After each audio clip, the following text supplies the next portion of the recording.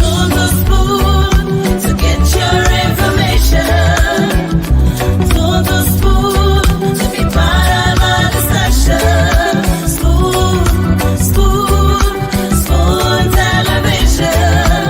Spoon, spoon, spoon radio station.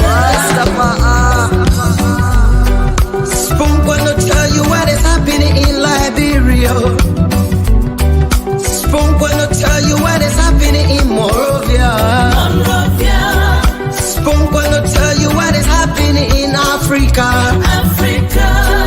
Just to spoon, you will know. If the children crying for starvation, just to spoon. You want to get a news update, my brother, to spoon. You want to know what is happening, Moreover, to spoon. Politicians want to make their decision, just to spoon. You want to know what happening in the ministry, to spoon. To spoon. To spoon. You from Vonjema, Maryland, to spoon. To spoon. If you eat Cape Town, gradually, my brother, to spoon. You got a spoon TV, you got a spoon radio, to spoon. To spoon. You wanna get a news update, to spoon. What? Yeah! Rastafari. Kilibamba, kilibamba, kilibamba. Kilibamba, kilibamba, kilibamba. What I want? Yes, what you got today? Spoon TV. Spoon. Yes, what you got today?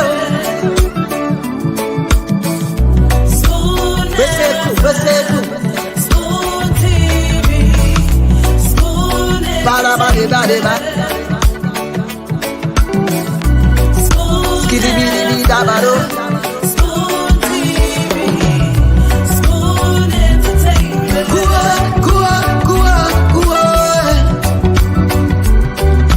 Wese kua kudileo. Kua kudileo. Don't the spoon to get your information. Don't the spoon to be part of our discussion. Spoon television. Spoon radio station. Spoon television. All right. Okay, folks. Good evening and a pleasant welcome to Spoon Talk. This is the nation's premier platform. And tonight, the team is going to be here to talk about the issues that matter. And whenever you are coming on, know that Liberia is the primary subject on this platform.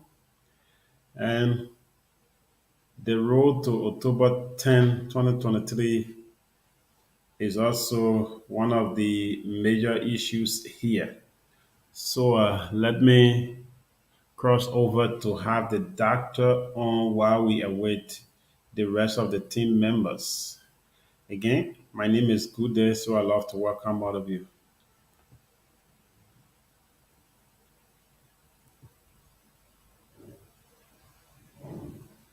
I'm not hearing you.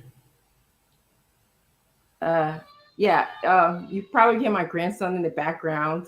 Oh, okay. Good So, evening. yes, how are you, James? I'm good. Good morning, me. Oh, that's good. That's what you usually say. That's good.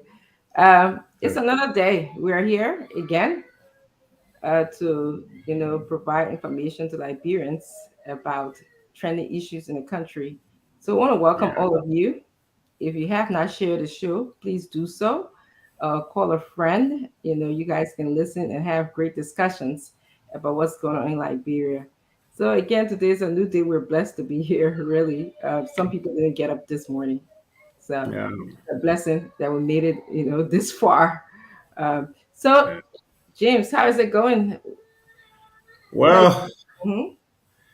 the vacation is just okay, but very hard. That we have to spend most of our time working and so forth. So it's hard, but the vacation is okay, and at least no school. So we resting with that and waiting October 10th in order to resume. That's great. That's really. I hope the CEO share my result with you. He did it. Oh, I'll ask Uh, him. I uh, hope. I hope you pass. Okay, you pass. You pass. Nothing coming that way for you. uh, Yeah, I will. you, I will choke you if you pass. You can't he, be he, people. he will share with you. I Okay, pass. I tell you, people, when you can talk plenty, you gotta got something behind your talking. So Oh no, I want Sonny by there. okay, good. That's good. So what's going on? It's a slow day, right? News day in our country. A very slow and interesting day it is. Mm-hmm. Tell us. Tell us. Nothing much. Only Simon. What happened? Nothing happened. Only Simon Freeman traveled to Grand Bassa County today. He Mm-hmm. traveled to Grand Bassa County today and pledged or promised uh, about 80 plus Susu clubs. He promised to start distribution of 3 million Liberian dollars beginning tomorrow in order to empower them. But we hope he will make it expensive to tell us how he's doing it, whether these people will pay the money back. But again, maybe it's another campaign or macro political move. But $3 million was promised today in Buchanan, Grand Bassa County. So Mm-hmm. 83 women Susu Club, 83 women Susu clubs will benefit. It is predominantly women group.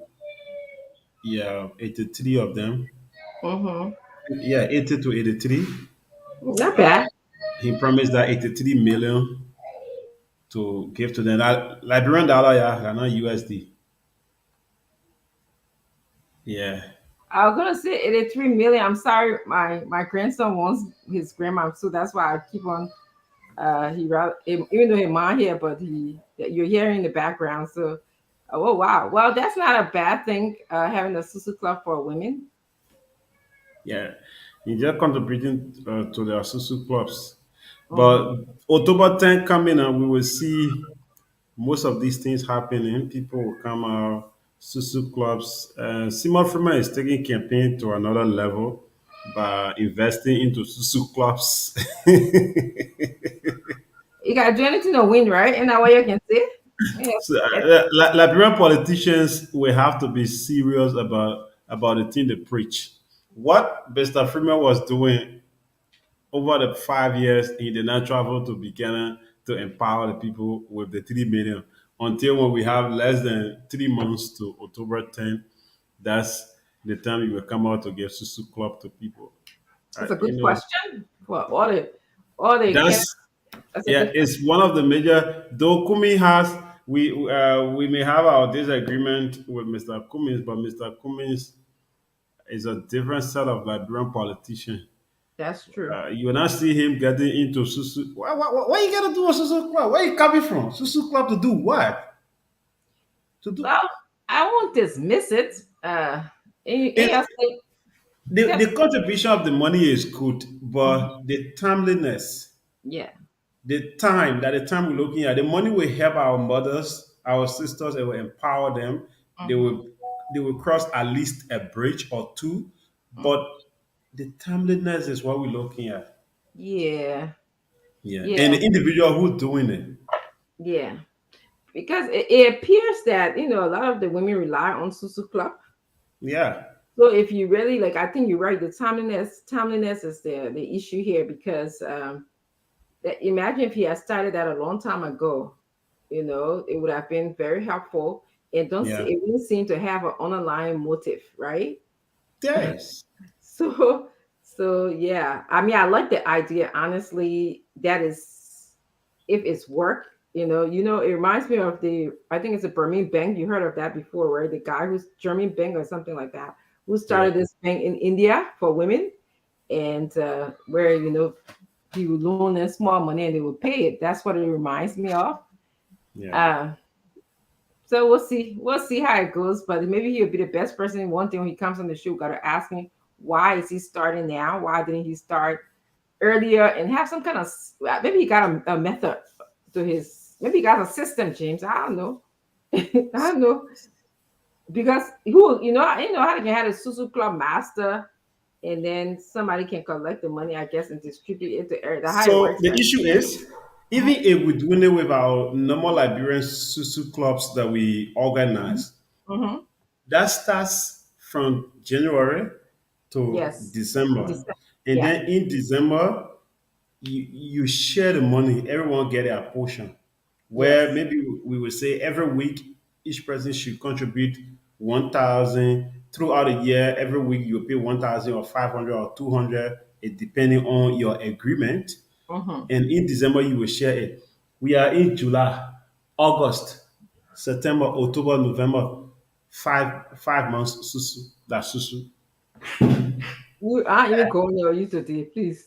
No, not like that, right? I know, I know, I know what you mean. We need, if we need change, we cannot talk about changing the system by making the people to remain in a soup pot when we are not even thinking about empowering them to do something for them until when we need power, we come to them and say, we give you Susu Club and so forth. And another one is Mm-hmm. today, GNB celebrated over a century anniversary, half a century rather, anniversary today, and he took whole entire lifetime of an individual to sell. That is 51 years. Many people will not reach that. Many will reach, and some did not reach. God called them, but Absolutely. GNB uh, started loving from small button. Yeah. He got a leg that he was beyond the lead together until Beautiful today. story. They That's are a beautiful very, story. very old. They have a very story. I Very hope good that story. you young people emulate Yeah, I tell you, JMP. So if you hate that's JNB, I think that's one thing. JNB, Mr. Cummings, let's talk so and talk so. President George Manawia. hmm? Yes. What George you talking? Manawia and his wife, they've been together for about, I think, 28 or 29 years. Okay, so Claudia. let me ask you a question. Looking at JMP marriage, looking at Mr. Cummings' marriage, what do you think distinguish those marriages from President Weah marriage? Stability. Explain. Both JNB and Cummings marriages started from down the line. If they have children outside, I don't know about it.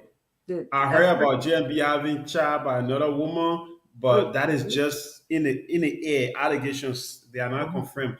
These are mhm. people who have been committed to their women from the very beginning until they reach to where they are. But our man Joia, at least he had children by other women all around the place. Here we know some of them. Chamwea uh, did this, and again, that celebrity stature that George we have been going through and allegations of cheating and so forth. But JNB and Cummings, I'm yet to hear about cheating regarding them or to even read a history. I know men will be men. I know, yeah, men will be men. You will do something somewhere. Yeah, we are, you know.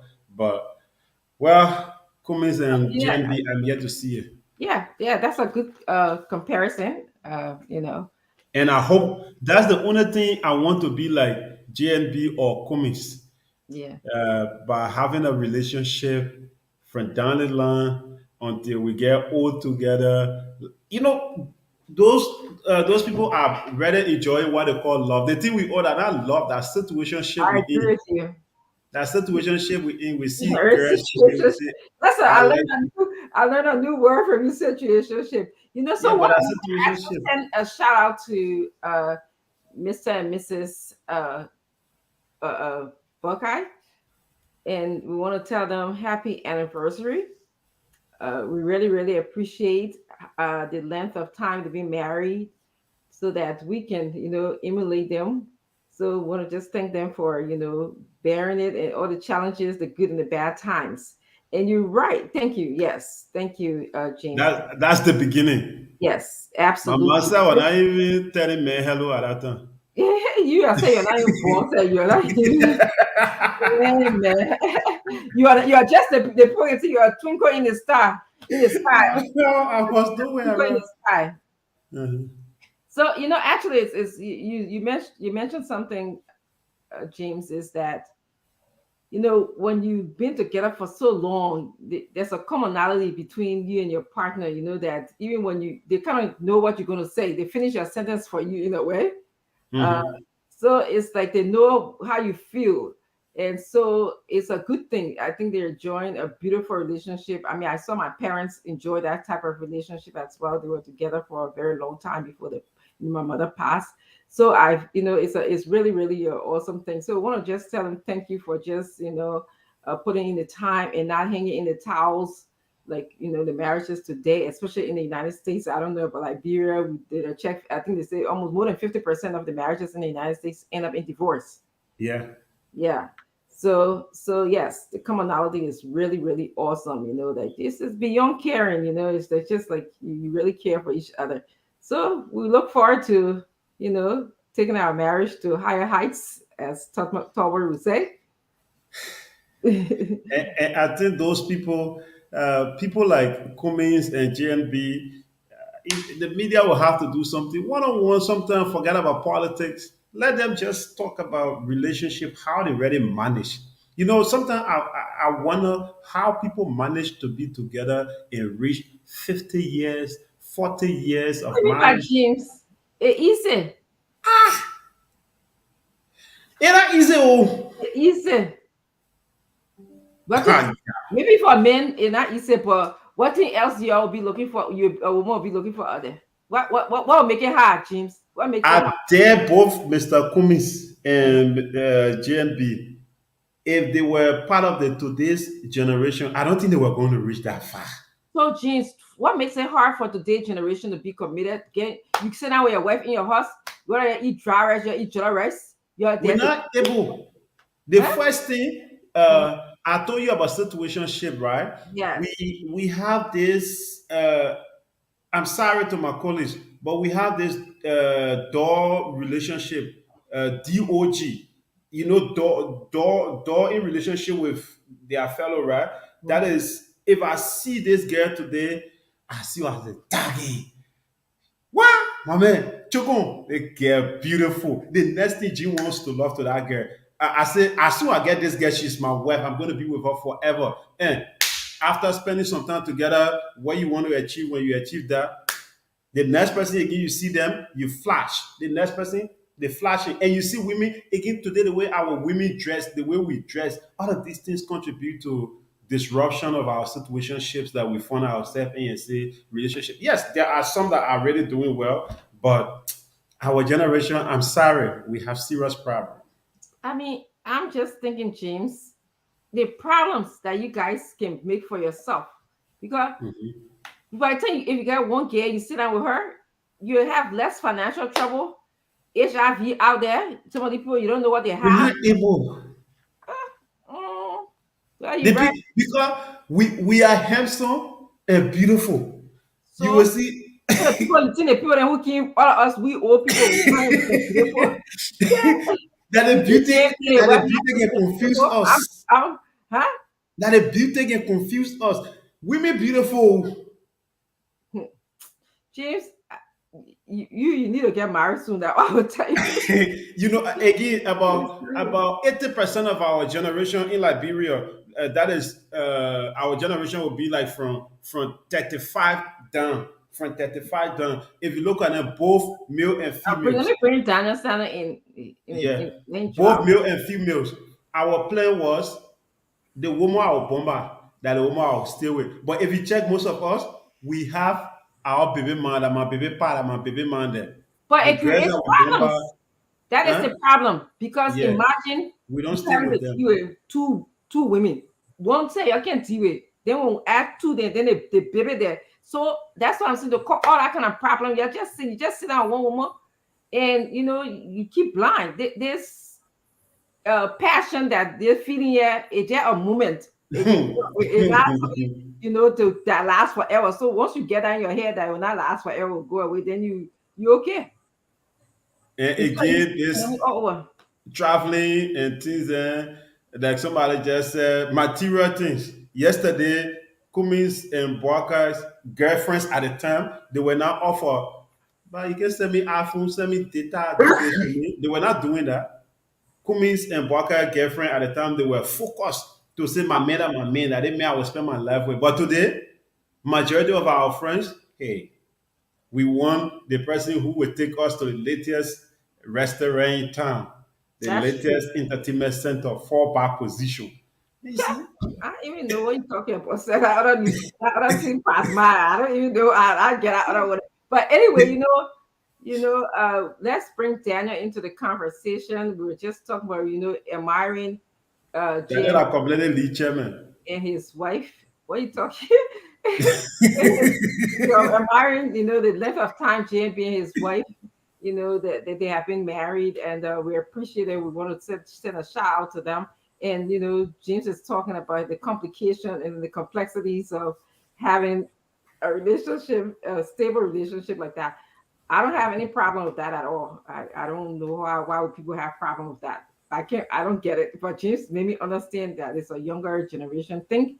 I'm over 50, so I didn't ask during my day. Asking men to buy stuff for me when I had a father was just like not. It was questionable. You go to your father if you want something. You go to your dad. My boyfriend is not my dad, so I don't understand. When you tell me, James, that you guys have to buy things for your girlfriends now, they text you. So go ahead, Daniel. Tell me your thoughts on that. And you can also send a greetings to JB and his wife as well. So thank you. Let me start by expressing my warmest wishes to Mr. and Mrs. Joe Boyka on the occasion marking their, is it 52nd or 50th? 51, I think. 51. 51st wedding anniversary. It's a remarkable milestone to clock 51 in holy matrimony, you know, given how tempting the war is. It's a good thing. That's how people distinguish themselves. The length of time you maintain the marriage, because my own standard for leadership in society is how you keep the family intact. So people who manage to keep the family intact Yes. over 5 decades and still counting, it's a remarkable, an exemplary milestone that we should all seek to emulate. Mm-hmm. I do not believe that contemporary society uh, can be compared to the society in which Mr. Boaka and the other folks who have maintained marriages for a very long time living. Equally so, the complexity that characterizes the contemporary society should not be any reason why we shouldn't uphold our marital vows. There are people who got married in the age of Ambassador Boaka and they could not maintain their marriages. Equally so, there are people who got married in our own generation who cannot maintain the marriage. There are people who have gotten married, the marriage has survived, and they counting years upon years. Mm-hmm. And, but but on the overall, the society they grew up in was much of society driven by value system. Mm-hmm. You will Absolutely. not see the woman, proudly counting 3, 4 boyfriends in the community. You Mm-hmm. know, ours these days is a society, a community that has been negatively influenced by all sort of things. That if you're now, a big girl, you need to have the guy who buy the Brazilian hair, the guy who take you to the supermarket, who does the shopping for the house, the guy who procure the gasoline for the car, the guy who put money in the purse and everything. So, but there are people who still manage to maintain a healthy marriage and successful relationship Mm-hmm. in this ancient time, regardless of the difficulties. I'm one of those persons. I've maintained a very, I have maintained a Jim, what you laughing for? I've maintained a very strong relationship with my fiancée. But what And I think you're going to say how you a strong marriage. we have, but that originally our girlfriend and boyfriend can be husband and wife. So we can't But just jump that out. how long you been maintaining your fiancé? You how many pour Not the on? issue here. Not the issue. The issue here is that we have, I'm in a very stable relationship that everybody knows about, and I'm very proud of that. They'll keep that your own fiancé uh status for a long time, 6 months. That originally, now you the spokesperson for the women here. Yeah, I don't talk it. I don't Anyway, I'll put it's, fire it's, inside. it's a good thing to be married. I Very good thing. I have had a lot of friends who have said to me that marriage gives you that sense of responsibility to the family. Somebody say you legally loving. Well, whatever. That sense of responsibility to the family and everything. But I mean, in everything we have to understand that the family values are now broken in our own Asian time. The family values are broken. Yeah. It's no more family bonds. And There was no definitely you have to look at the impact. And I don't know what are your thoughts on this. I mean, two things you said, and you and James kind of were going the same direction that I really like.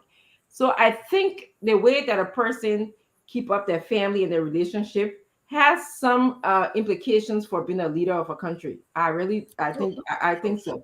yeah. If you can take care of your home and your children, and you're passionate about them, I believe that you'll also be passionate about Liberians and their issues and their concerns. Okay, Yeah. versus you are more likely now. There are people who, like, even though they might be together and take care of the children, but they won't have the same passion for that type of leadership. And then I also believe that in relationship today has been impacted by the war. And you guys can correct me on this because I'm thinking, I'm pre-war baby from Liberia.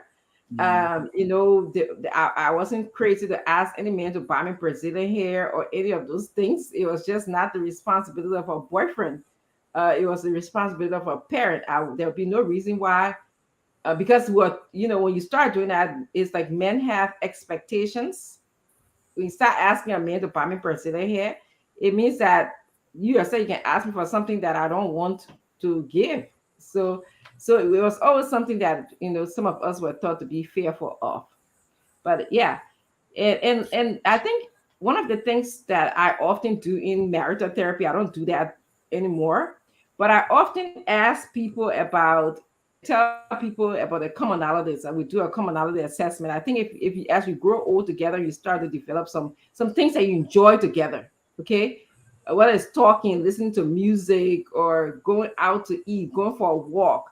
If you can enjoy those simple things together, you have that commonality. It keeps you together. More good days than bad days. That's what we're really talking about. Having more good days than bad days in the marriage. Respect for each other. There'll be arguments. I'm sure GMB and your wife had arguments. I'm sure they have had many, many arguments, but it's how you resolve the argument. Do you go? I don't believe in people say don't go to bed angry. I believe in going to bed angry. It's okay for me. Some people say my marriage lasts because we never went to bed angry, but I think when I'm angry, I need to, let it out of my system. But anyway, go ahead.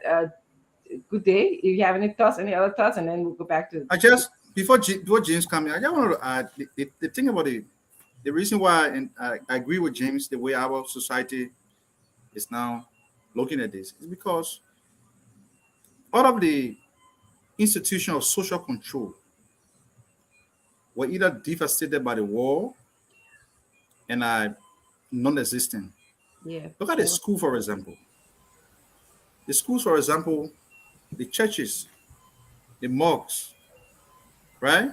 The civil society institutions, and the family. The family is at the core of all of these institutions of social control. So, because every individual who is out there in society comes from one of the places. If the family is broken, the church you go to, the teachings in the church, I mean, the school you go to, because if, for example, you have the family is a working family, the mother and father has to work Mm-hmm. to sustain the home. So they rely on the school to instill the values into the children. But look at the school these days. True. It's about money, just money, money, money, money. I was listening to the spokesperson for the Ministry of Education. And I mean, he was being quizzed by these journalists on the radio, talking about why the schools are charging so much, even for kindergarten graduation, they're making them pay at university graduation, and they're paying graduation fees for K2 students and everything. So the focus is not on building the value system in the pupil. It's about just extorting money from the family, the school fees every semester and everything. So when the social institutions are broken, and this is why people say war is not good, because when Yes, so not the war good. destroys every society, and Mm-hmm. these social institutions are the fabric of the society. So Absolutely. now you see a 16-year-old girl, 15-year-old girl getting, I mean, pregnant. Mm. Does she have the capacity to raise that child to become a productive citizen? No, No. right? Mm-mm. So I mean, You right. now it's just by people who managing to bring the children up, it's just by the grace of God, Amen. because nobody child is better than the other. It's just by the grace of God Mm-hmm. a child become better. I'm speaking in the context of Liberia because things are getting so bad. If because the schools, the drugs issue, it starts from the school. The children go to school, they say they have Super Friday, and most of them abandon classes to go up before. And if the police was even working to instill values, they will go up there and arrest the children for loitering in uniform to have the parent come and sign for them. And when the parent go to sign for you, they make sure that they're going to pay a fine. They were not going to allow the child to loiter on the school day in uniform. But the Mm-hmm. police is not doing anything. So this is a whole broken system that we're trying to build again. So Yes. it's bad for us. Unlike the era in which Mr. Jeru, Dr. Chinaway, and Ambassador Braga and other people grew up in, there Mm-hmm. was systems of control. When you go to school late, they will discipline you, Hmm. and you wouldn't have to call your parent. These days, the children go to school, you cannot discipline them. The other day, I was told that a student went and called people on the teacher who beat him on the campus. Look at It you. became a major issue. Are you So kidding me? but Phew. that's the problem we are going through. All of the Right. system. Look at the traditional leaders. They reduce themselves to pinda seeking pedestrians from politicians Yeah. and no values. I agree. Yeah. Look at the civil society organization. They will not issue statement when you give them money. They Mm-hmm. no more speak like the days of Bishop Michael Bakala Francis. Absolutely. You know, The the way the culture. civil society. Somebody asked what happened to the Cali Secretariat in Liberia. All of the critical stance they took on Mm-hmm. issues of societal ills during the Taylor Edo regime, in the era of the Taylor Edo. What happened to them now? They all gone quiet, you know, and Wow. everything is just collapsing, just You're like right. that. So it's a You're right. broken system. It's a You're broken right. system. And those who aspire for leadership in this country should be able to understand the system. Because if Mm-hmm. you don't understand the system, you cannot fix it. You must Yes. understand the level of decay that has Yes. happened to the system, and that's It's how you can be able to put ideas together to fix it. But if you just come to say, hey, I mean, I have the numbers, I can win the election without an understanding of the system, the country going to go in vicious cycle. Like what we saw in Georgia, there were many Liberians who thought that given the fact that Georgia comes from the slum community, we would have been able to address the country's problem. Look where we found ourselves today. But thank you for joining us, Mr. Jerry. Today it's great seeing you again. I feel like I just saw you not many hours ago. We were just admiring the length of time JMB and his wife have been together. We're just wishing them a wonderful, wonderful anniversary today. And so we then started talking about the issue of marriage. Marriages and of their era, my era, a little bit. and the relationship today, and also how war. I One lesson I'm taking away from Daniel Sano is that war is not good at all. Part of the issue and the impact that is impacting relationship today is the breakdown of the social and moral fabric in our country. So I don't know if you want to chime in, and then Good Day also can chime in. And before we, where I think this is important for us to talk about too. So sometimes we talk about all the politics, but I think relationship too, it has some political implications. Go ahead. I'm not going to turn that issue. I'm not going to turn that issue on its head. I'm going to stick within bounds. I want to say congrats to Ambassador Boakai for and his wife for this long I relationship. hear you are protesting for that questioning Ambassador Baga last night. No, I didn't protest. I said it before. I You're said it before supposed they to was. be here. Oh, okay. Hey, Anything you I want to said do it about before it yesterday, was. you're supposed to be here. But look, I've been married since 2011, and I'm trying my best to make it work. My wife is trying her best to make it work, and I think it's working. Not many relationships last today because of the intervening factors. Especially those of us in America. If our marriages last for 2 years, 3 years, we should be happy because there are so many intervening factors that make us not to have long relationships. In the case of Ambassador Boakai, for 51 years of being with the same person, even if you went somewhere and got something and came back, then, the women don't really bother with that. You No. can get there and come back. They don't Oh, they don't really bother with that. But look, it's a rip year. It's a great thing. We should all follow the example of the man who got married and stayed in the marriage for 51 years. That's something we can't take it away from him. This is not politics. It's just beyond politics. And today people don't get married and stay long because, like I said, today's world, marriage is defined in different ways and different dimensions. Some people marry because the guy got money. Other people marry because the guy has education, and through the education, or the girl has education, or the lady has education, and through the education, you will be able to benefit somehow. Some people marry because they want fame. Some people marry because they want name. So other people marry out of pure love, and that is the one that we all aspire to love each other. But we the men are very careless. I always tell people when they come to my office, I do small part-time counseling people. I'm not professional, So if you want professional counseling, don't come to me. Go to Dr. Rachel, since she will help you with that. But if some kind of counseling, you come to my office. The first thing I said is, I we think the you just men are the explained. Okay, problem. stop it. Go ahead. Yeah, we the men, we are the problem. We are the one that cause more of the problem. So the fact that JMB's wife stays with him for all of these years, I can just imagine how many things she swallowed. For a handsome JMB, when he was young, I used to see when he used to be to this YMCA. He was a little bit younger, and he used to be a handsome man. So you get a handsome man, you know what that means? Too much trouble. But I want to say kudos to the woman. This is all about her. We want to say thank you for putting up with JMB all of these years. Look at them. How Look nice at, they look at the, look at the handsome man. Look at the handsome man. Yes. That means Wow. you say you're Look at having in fashion trouble. those days too. The big tie and the short mini Yeah. dress. Look at the man shoe you're wearing. The man shoe that Sharp. leather. That woman you walking, you look, yeah. Sharp. Hey, this is a beautiful Yeah. picture too.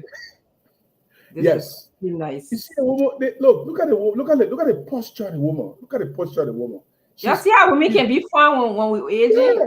Another one y'all can be She's because all the confident. different things, all the She's tap y'all confident. She's can look looking at up to the future. Yep. Where lies our hope.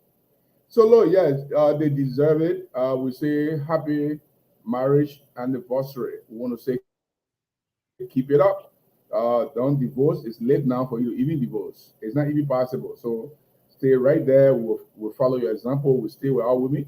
We'll behave ourselves so our women can serve for us and be with us. Yes. I don't think Good Day can get married yet because you're not easy. That young man. Good, they already thought I wanted before you. I don't know. Sandro, you married now? You're not married yet, right? Tano say he got lay away. If someone not married yet, don't rush. Don't rush. Don't mind me. See my wife Anybody knows here. who I I'm don't married want up because I got to wife here too.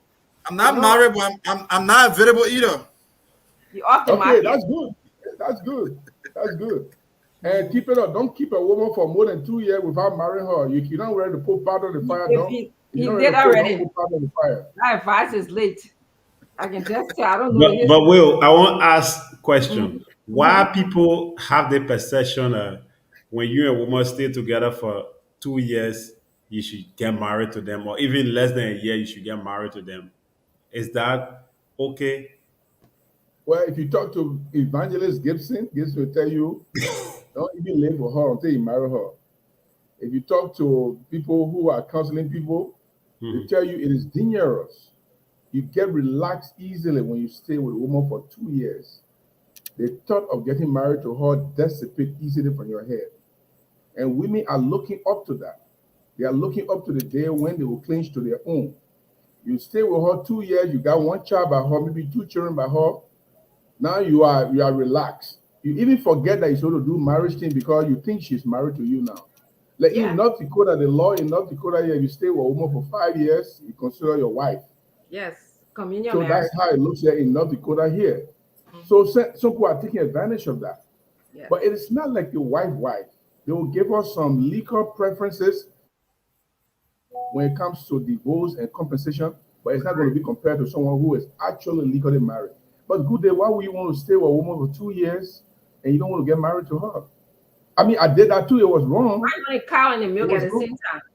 If you're not ready to cook, don't put pot on the fire. You know, some don't go and get married because you stay with a woman for 4 years now. Why are you doing? You now married to her?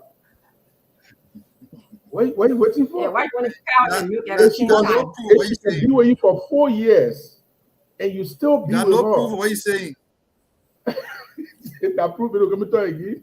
If you stay with a woman for 4 years and you are still with her, But what others is are it also that she argue did that in four the reason years why that she not qualified to be your marriages wife? on your side of the wall don't last because people don't know each other. So you just be staying with a woman for 4 years, so my people don't know each other? Don't you think you should know who you should get How married long to? it take for you to know the woman 2 years, 4+ years? I'm not saying about 4 or Why- 5 years, but if I'm not saying 4 or 5 years, right? Don't you Mm-hmm. think you should know a woman to whom you want to get married? You can't know You know, anybody that people first. evolve. That people have different developmental stages. I don't think you can know somebody 100%, to tell you the truth. Okay, like Yeah. you So know how even, you even are. if it is not 100%, don't you think you should know the person better? No, you can't know anybody. You know what I used to tell the children who are going to the village? When you Oh, ask the children, they say, I want to study you. You know what I used to tell them? You can't study me. You can't study me because I can pretend for the next 5 years just to get you. And when I get you, I'm done. and Daniel asked a great question, because you know in other cultures, and in fact in some of our cultures too, there were arranged marriages that lasted forever. You know, some people that got in the arranged marriage, they didn't know each other. Their parents just say when you born a son, when you born a girl, that they knew they would get married. So it's lasted. There was some that fell apart too. So you never know. But I think holding a woman in your, just for the sake of keeping a woman, like in your case and in Jim's case, Oh, is not helpful. I'm becoming an example on this show now. It's not helpful. You know, we're just talking about, we're just sending a shout out to, Mr. and Mrs. Buckeye for celebrating the 51 wedding anniversary. So we just want to, just some marriages. We want to emulate them. Well, you are seeing a clear message from my cousin Eric. Eric said my cousin Stanton never cheated before. He can testify, and that's good. I don't know about James, and I'm sorry for Jatu. I'm hearing that James already found himself a Polish woman. So I don't know the well-being of Jatu. That James' fiance named Jatu. I know Daniel Sando owned a woman name, but I will hold it back because you know how it is. This Okay, is that's good. This is about us. I do not want to dive into the reason why folks choose not to get married. They prefer having the cow and the milk the same time. I really don't like to get into the conversation Sando Joseph, because Sando, yeah, Sando, Sando. you know, You have the cow and the milk. yeah, they want the cow, they want the milk, and they want it free. They choose not to pay Uh, for it, and that's a problem. Uh, but let's just all bear in mind, it's good to get married. It's a good thing.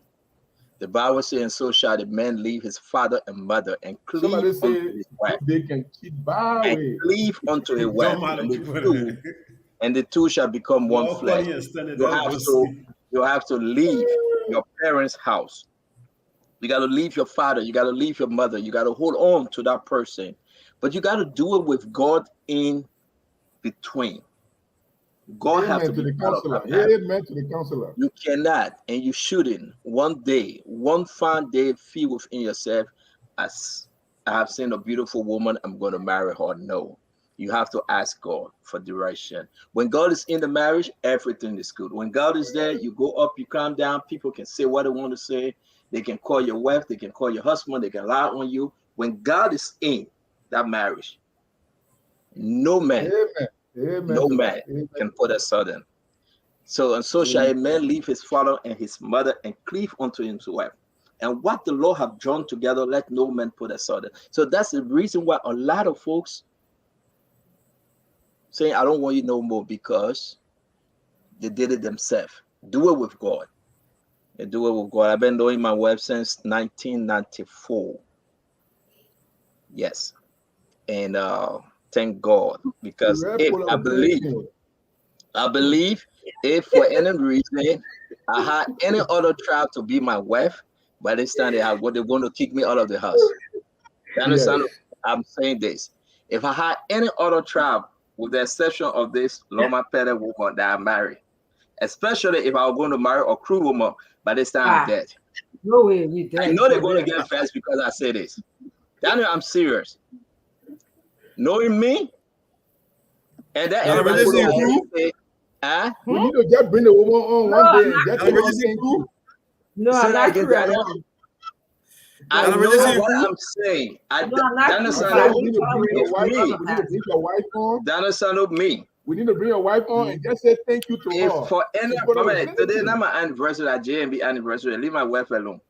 If for any reason I were to marry a crew woman or crown woman or gravel woman, somebody from the southeastern part of Liberia, I believe that they are my own finish, because they can argue. Some of them, not all of them. They listen. Let me leave the one before I get inside of the trouble. Somebody But I'm say grateful. African international crew with me are calm. Through that, Crew with me, I Because can. the person who said that, you know, the person I Oh, don't know you where know the that. person coming from. because we got to go back to JMB. JMB getting married for like 51 years. I spoke to him today. I sent our greetings, and a very, very, listen.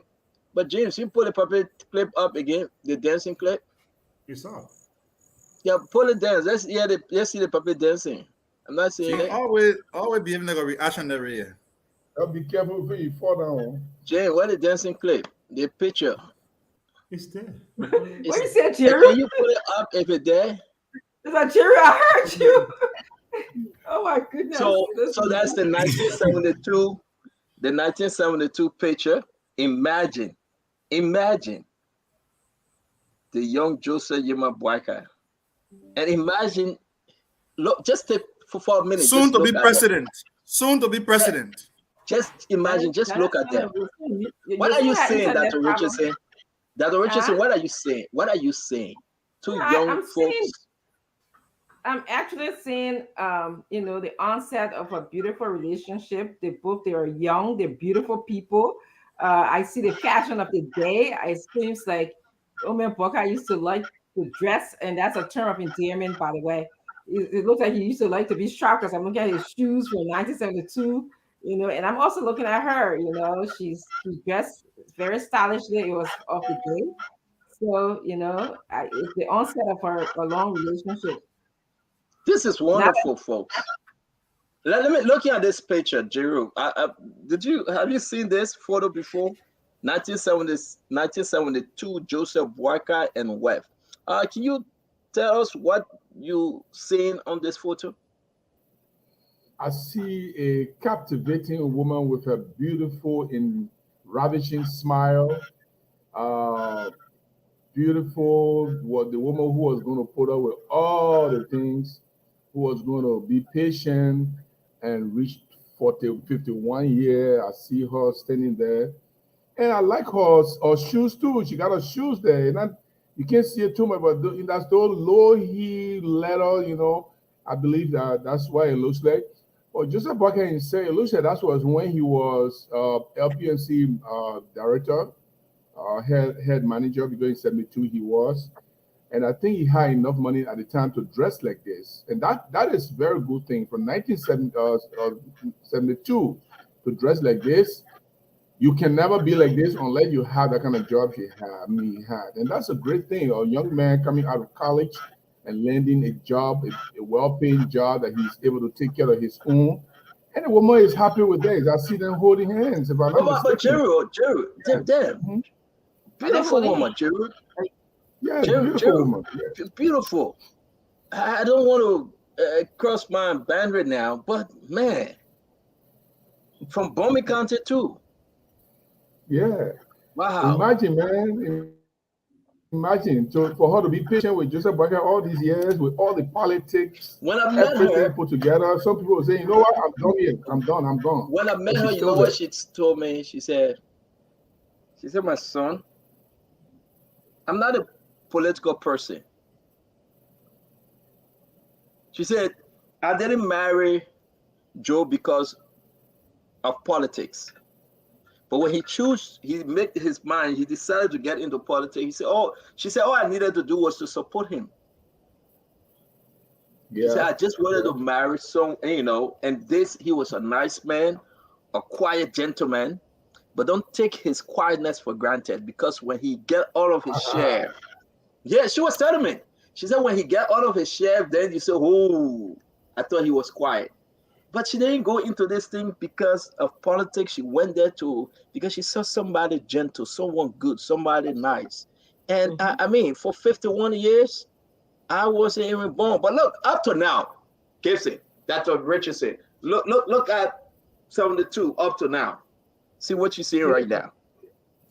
Beautiful, 72 was the day I entered Monrovia. From where? From the village.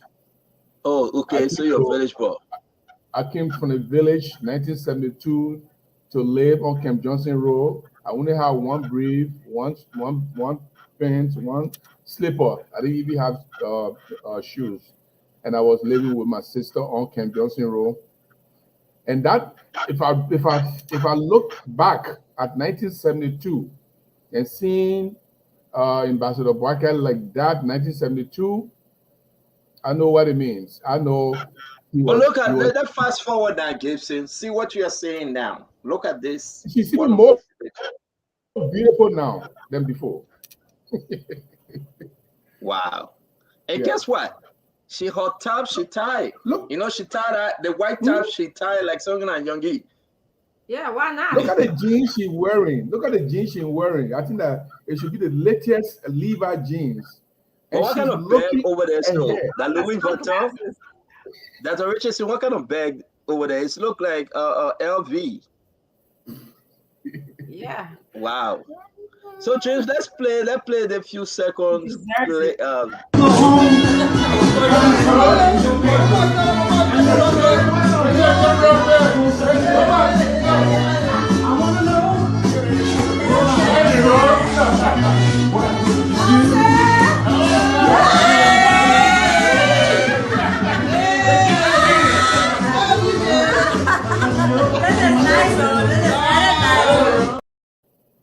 So that's a tease. When you all come on, we will go ahead and do the rest of it. We want to say welcome to the Spoon Talk. Again, I got chastised yesterday by Dr. Richardson because she's the lead moderator, and she said, "Oh, where is Prince Maxwell? I thought we were expecting Prince today. He said he will be here every day." The link? I don't know who usually sent him the link. The link is in the chat room. Is he in the He's not, chat room? Can somebody not send it yet. to him? Okay, but Not yet. I don't know how we get him. James, if you know Prince or Madam Titi or whosoever, can send in the link. A wonderful show coming up today. A lot going on. Fadika will be on. I heard that Fadika just flew from how you call it. You got Fadika picture up. They want to speak to Leo. They want to make sure that Leo project in Liberia is legit. I don't know. These two brothers got problem, and they I squeeze. They went all swear. the way to Canada. Yeah, James, it's in the chat room. Can you put it up real quick? They went all the way to Canada. They're both brothers. I don't know why they be digging beyond people. And they met Leo, and Leo said Fadiga brother touched down in Toronto, Canada, to investigate Leo's claim and financials about the library project. They will begin publishing their findings shortly on Spoon Network. Both brothers went to Canada, and they left Canada today, what, Friday, Saturday. They left Canada early this morning. They're back in Minnesota. And as we speak, Fadika is meeting with JNB. I received information that he's meeting with JNB for the first time in his life. Jerry, uh, yeah, Jerry, talk to me. Why Fadika going all around meeting, trying to dig beyond Leo? Leo is a good guy. I really admire Leo. But the Fadiga brother on some kind of mission.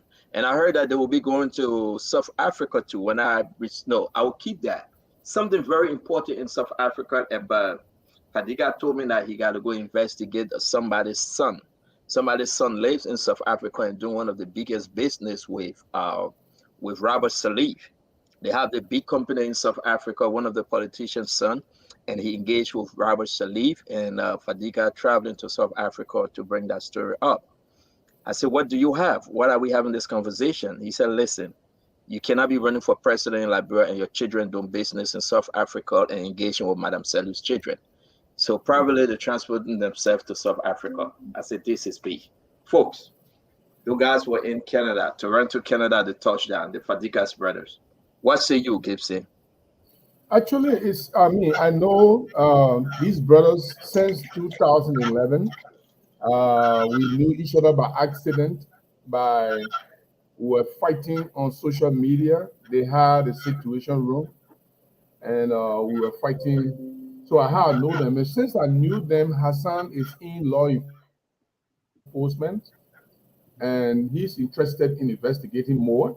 I don't know about Hussein. Hussein is kind of Seen as in the the one in law background, relaxed, but enforcement. yeah. But they have done this before. They went to investigate that loan from that George Weah were going after. I think they went to Malaysia, if I'm not mistaken. And that's a good thing. When they have interest in exposing someone, they do go after it. I'm not sure if they do it on every level, but it's a good thing. When you're not sure of something, I don't know why Leo should be a target here, but well, they go to investigate Leo, that's fine. When they come back, we'll see what they have and we'll see whether it make news or it doesn't make news. But it's good thing to investigate to get the facts of something. So when you're talking about it, you are very sure that you are on the right side of his story.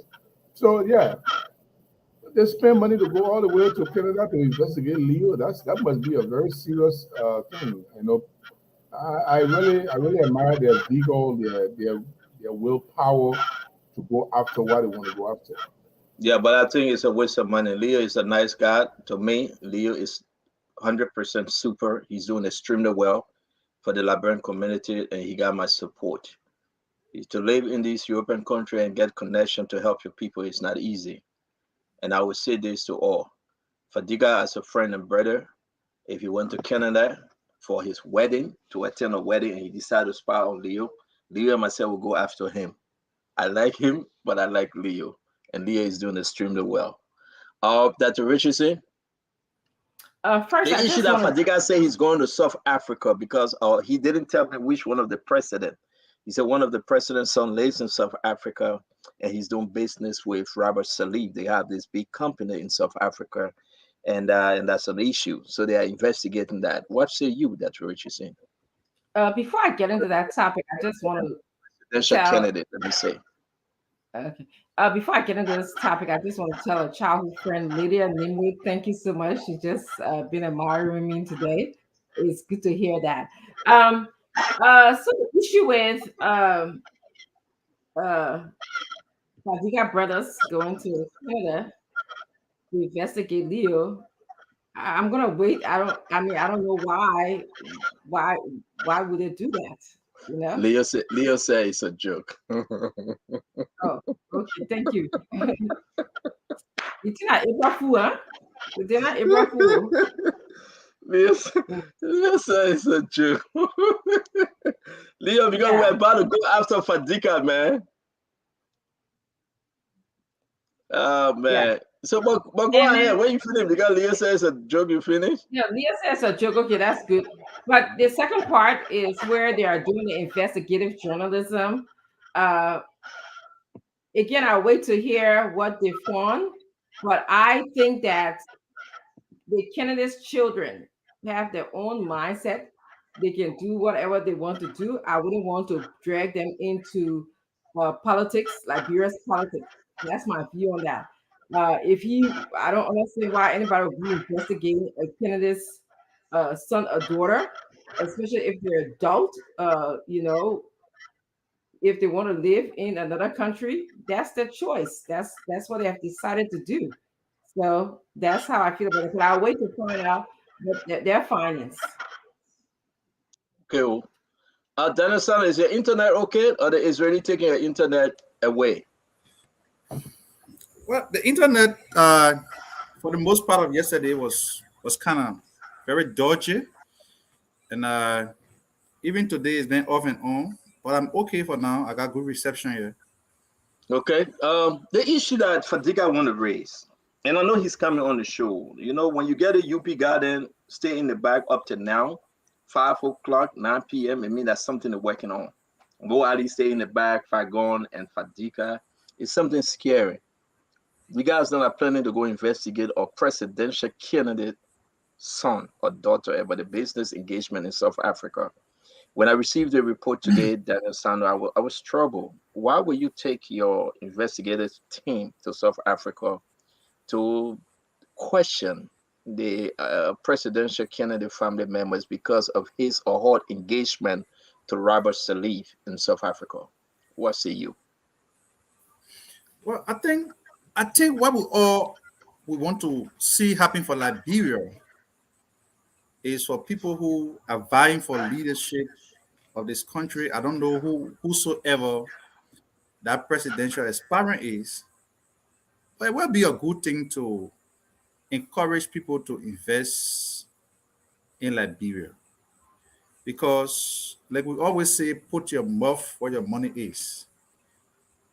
You cannot have paradise in other countries creating job, investing in other economies, and then you do nothing in Liberia, but the only thing you want is to become president of this country. So whoever that presidential candidate is, it is good. We have criticized George Weah for not persuading his son to play for the Lone Star. And, even though his son is an adult, like Dada Richardson said, but it would have been a very good thing to see Tumete Weah flying the red, white, and blue, because like we see in Ghana, Nigeria, the son of Abeti Pele, captaining the Ghanaian national team, the Black Star, to the Nation Cup, to the World Cup. That's a continuation of the father's legacy. So we would have loved to see Mr. Tumete Weah, even though he doesn't play well, would have loved to see him play for Lone Star, So the same way we criticize George Weah, we have to know who that presidential candidate is. You can't be investing multi-million dollars in other countries and you got zero investment in Liberia, but you want to become president of this country. People have to put their money where their mouth is.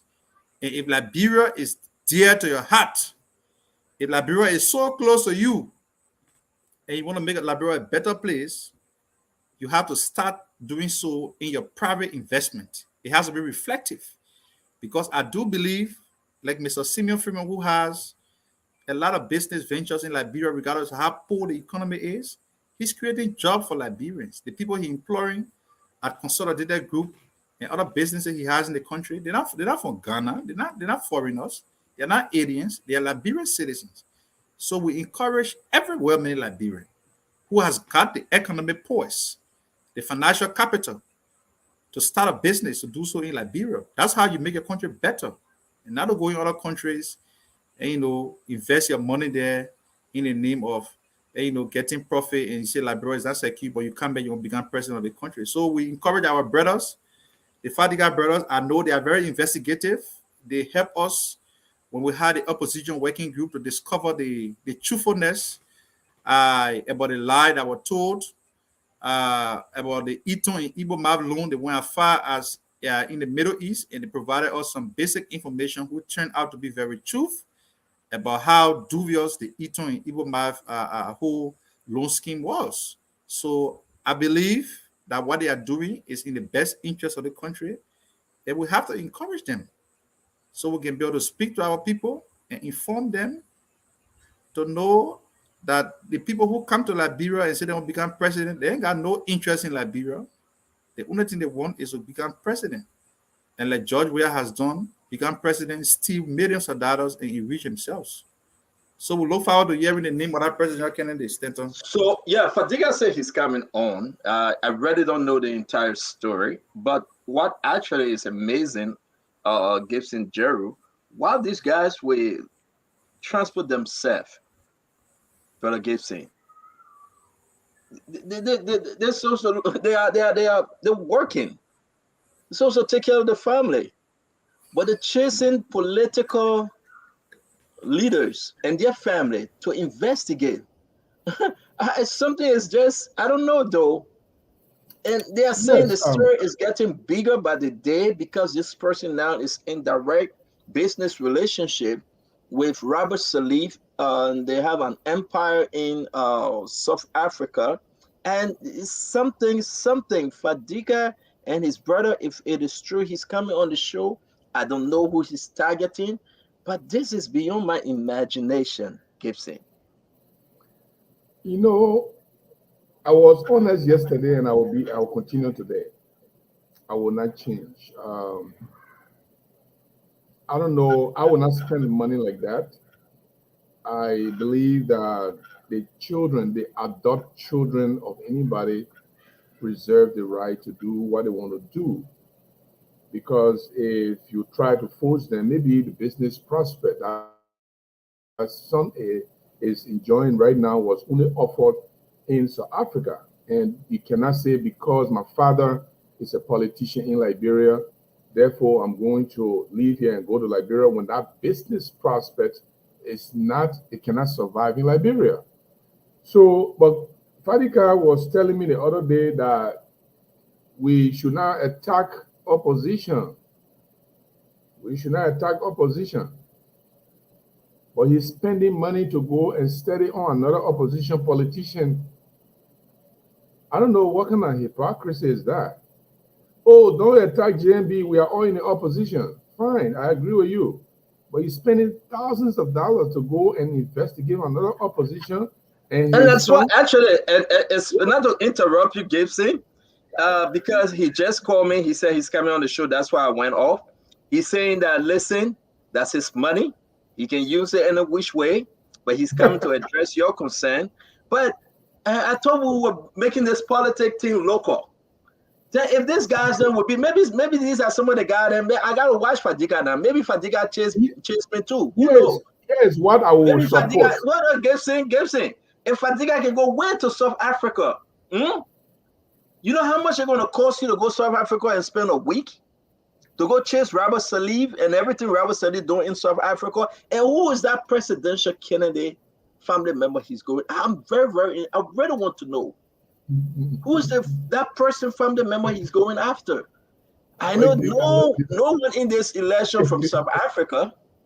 Are we missing something? I like the way you get hype up to something. I will leave your show. I will leave your show. I'm taking you.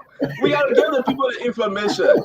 If we open the phone line now, I want to ask the people who Fadiga then chasing. You see in this place, the people chase Donald Trump, and we seeing what happened to Donald Trump. These guys then don't take them for joke. They will start an argument, it will catch fire in Liberia. Campaigning season starting August 5th. With this argument, these guys are about to destroy somebody. Dr. Richardson, let me hear No, from I you. I agree know with you. Fadika coming, but I think with this kind of, it can be true or false, but somebody going to be in a serious problem. So talk to me, Dr. Richardson. You are You are muted, muted. Dr. Richardson. You are muted. Sorry, guys. Adult children of presidential candidates should not be involved in all of the propaganda and the political gimmicks that politicians use. Uh, they didn't ask to be a part of this drama. They, especially in the case of, let's look at all of the presidential candidates. I'm talking about in the case of Mr. Cummings. Mr. Cummings made his own money, and perhaps his children inherited or got some of the money, and maybe made a decision to spend it the way that they choose. They wanted to spend the money. Um, if Mr. Cummings has stolen money, Liberian people money, and give it to his son, But he didn't and call name, though. He didn't no, call name, Dr. I Oh, said that okay. for example, if Okay. Mr. Cummings stole Liberian people money, like that was the scenario Daniel used, and say, well, my son, I'm going to give it to you, go to another country and spend it. I would have a lot of concerns about that because it's Liberian people money that is being spent in another country. But if that's clean money, he worked hard for it, he gave his son money, and his son or daughter or whoever decided to go to another country, that's no, I have no problem with that. Lastly, we can never know, you know, how how many investments that any of the presidential candidate have in the country. They could have investments, and we don't know. We just don't know. So I'm not going to say, oh, they don't have any. Maybe his son has investment in Liberia. Do we know that, or do we not know that? Maybe we have some guy investment in Liberia. Maybe Bogart Children got investment in Liberia. So that would be my thought until all of those things are answered to me. I have no problem with the children having businesses in other countries. Daniel, come, talk to us, Daniel. Talk to us on you this see one. Because I didn't. This man didn't give me any name. But with the scenario, the way in which Dr. Richardson is going, I'm seeing the people now reacting. But just come in, Daniel. After you drink that water to clear your throat, come in. This is about to be collaboration. No, listen, Daniel. Listen. Let's pause for a minute. This is about to be serious now. We can joke, but when somebody tie a presidential candidate's son, daughter, wife to Robert Salif, the son of Ellen Johnson Sirleaf, that's an issue. And I would just want us to think about it. When these guys say we are flying to South Africa, it would take about 12 hours, 15 hours, where all depends where you are in America, to go investigate. Understand that under Robert Salif, Noka went very bad. And his mother took responsibility. So talk to me. Let's set this thing up. What is even more catchy and noteworthy in this whole scenario is the collaboration between this politician's son and Robert Salif. They say Monkey never hide his black hands. And everything will begin to show that some of the things that we said from the beginning, that Mr. Cummings' chances of becoming president of this country You don't even know the politician. How you know about black hair? has been, when I see Dr. Richardson so jittery, then I have reason to believe that Mr. Cummings is involved. You jittery. No, I'm not jittery at all. I'm just telling you my You can't try feelings. and lead the people at Lumba. Use your time wisely, man. Yeah, but so let me speak. Like Gibson trying to confuse you. Yeah. So I've said repeatedly that Mr. Cummings is a good man, but his alliance with President Salif has significantly destroyed his chances. His son is now in a business partnership, a multi-billion-dollar business partnership with Robert Salif, of all people. We all know what Robert Salif did in this country. What we witnessed under Robert Salif may also believe that if President Salif's second term was her first term, she wouldn't have won the second term. He ripped Nokar apart. And that's where I also frown at the CDC government. If you want to fight corruption, it has to be done holistically. They should have commissioned an audit of how all of the investment that went into Nukal were conducted, how money was stolen and could not be accounted for. We need something as a country. Robert said he's a free man. Because why? George Weah said he grade Ellen Johnson selling 80%. So, like Akara's Gray said, Weah is a patriot.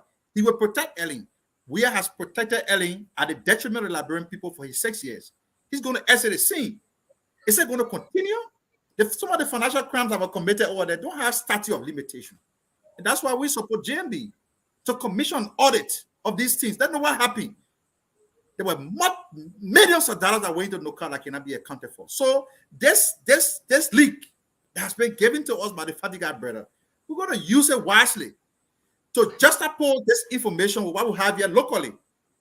President Sadi has shown her hands already. She has called people to say, oh, I don't support Ome Bwaka, I'm supporting Cummings. Now we have information, we have reason to believe that Mr. Cummings' son and Robert Sali. No, he didn't say it was Mr. Cummings. Why are you putting this on Mr. Cummings? It turns out to be Mr. Cummings. Yeah, so you're saying A.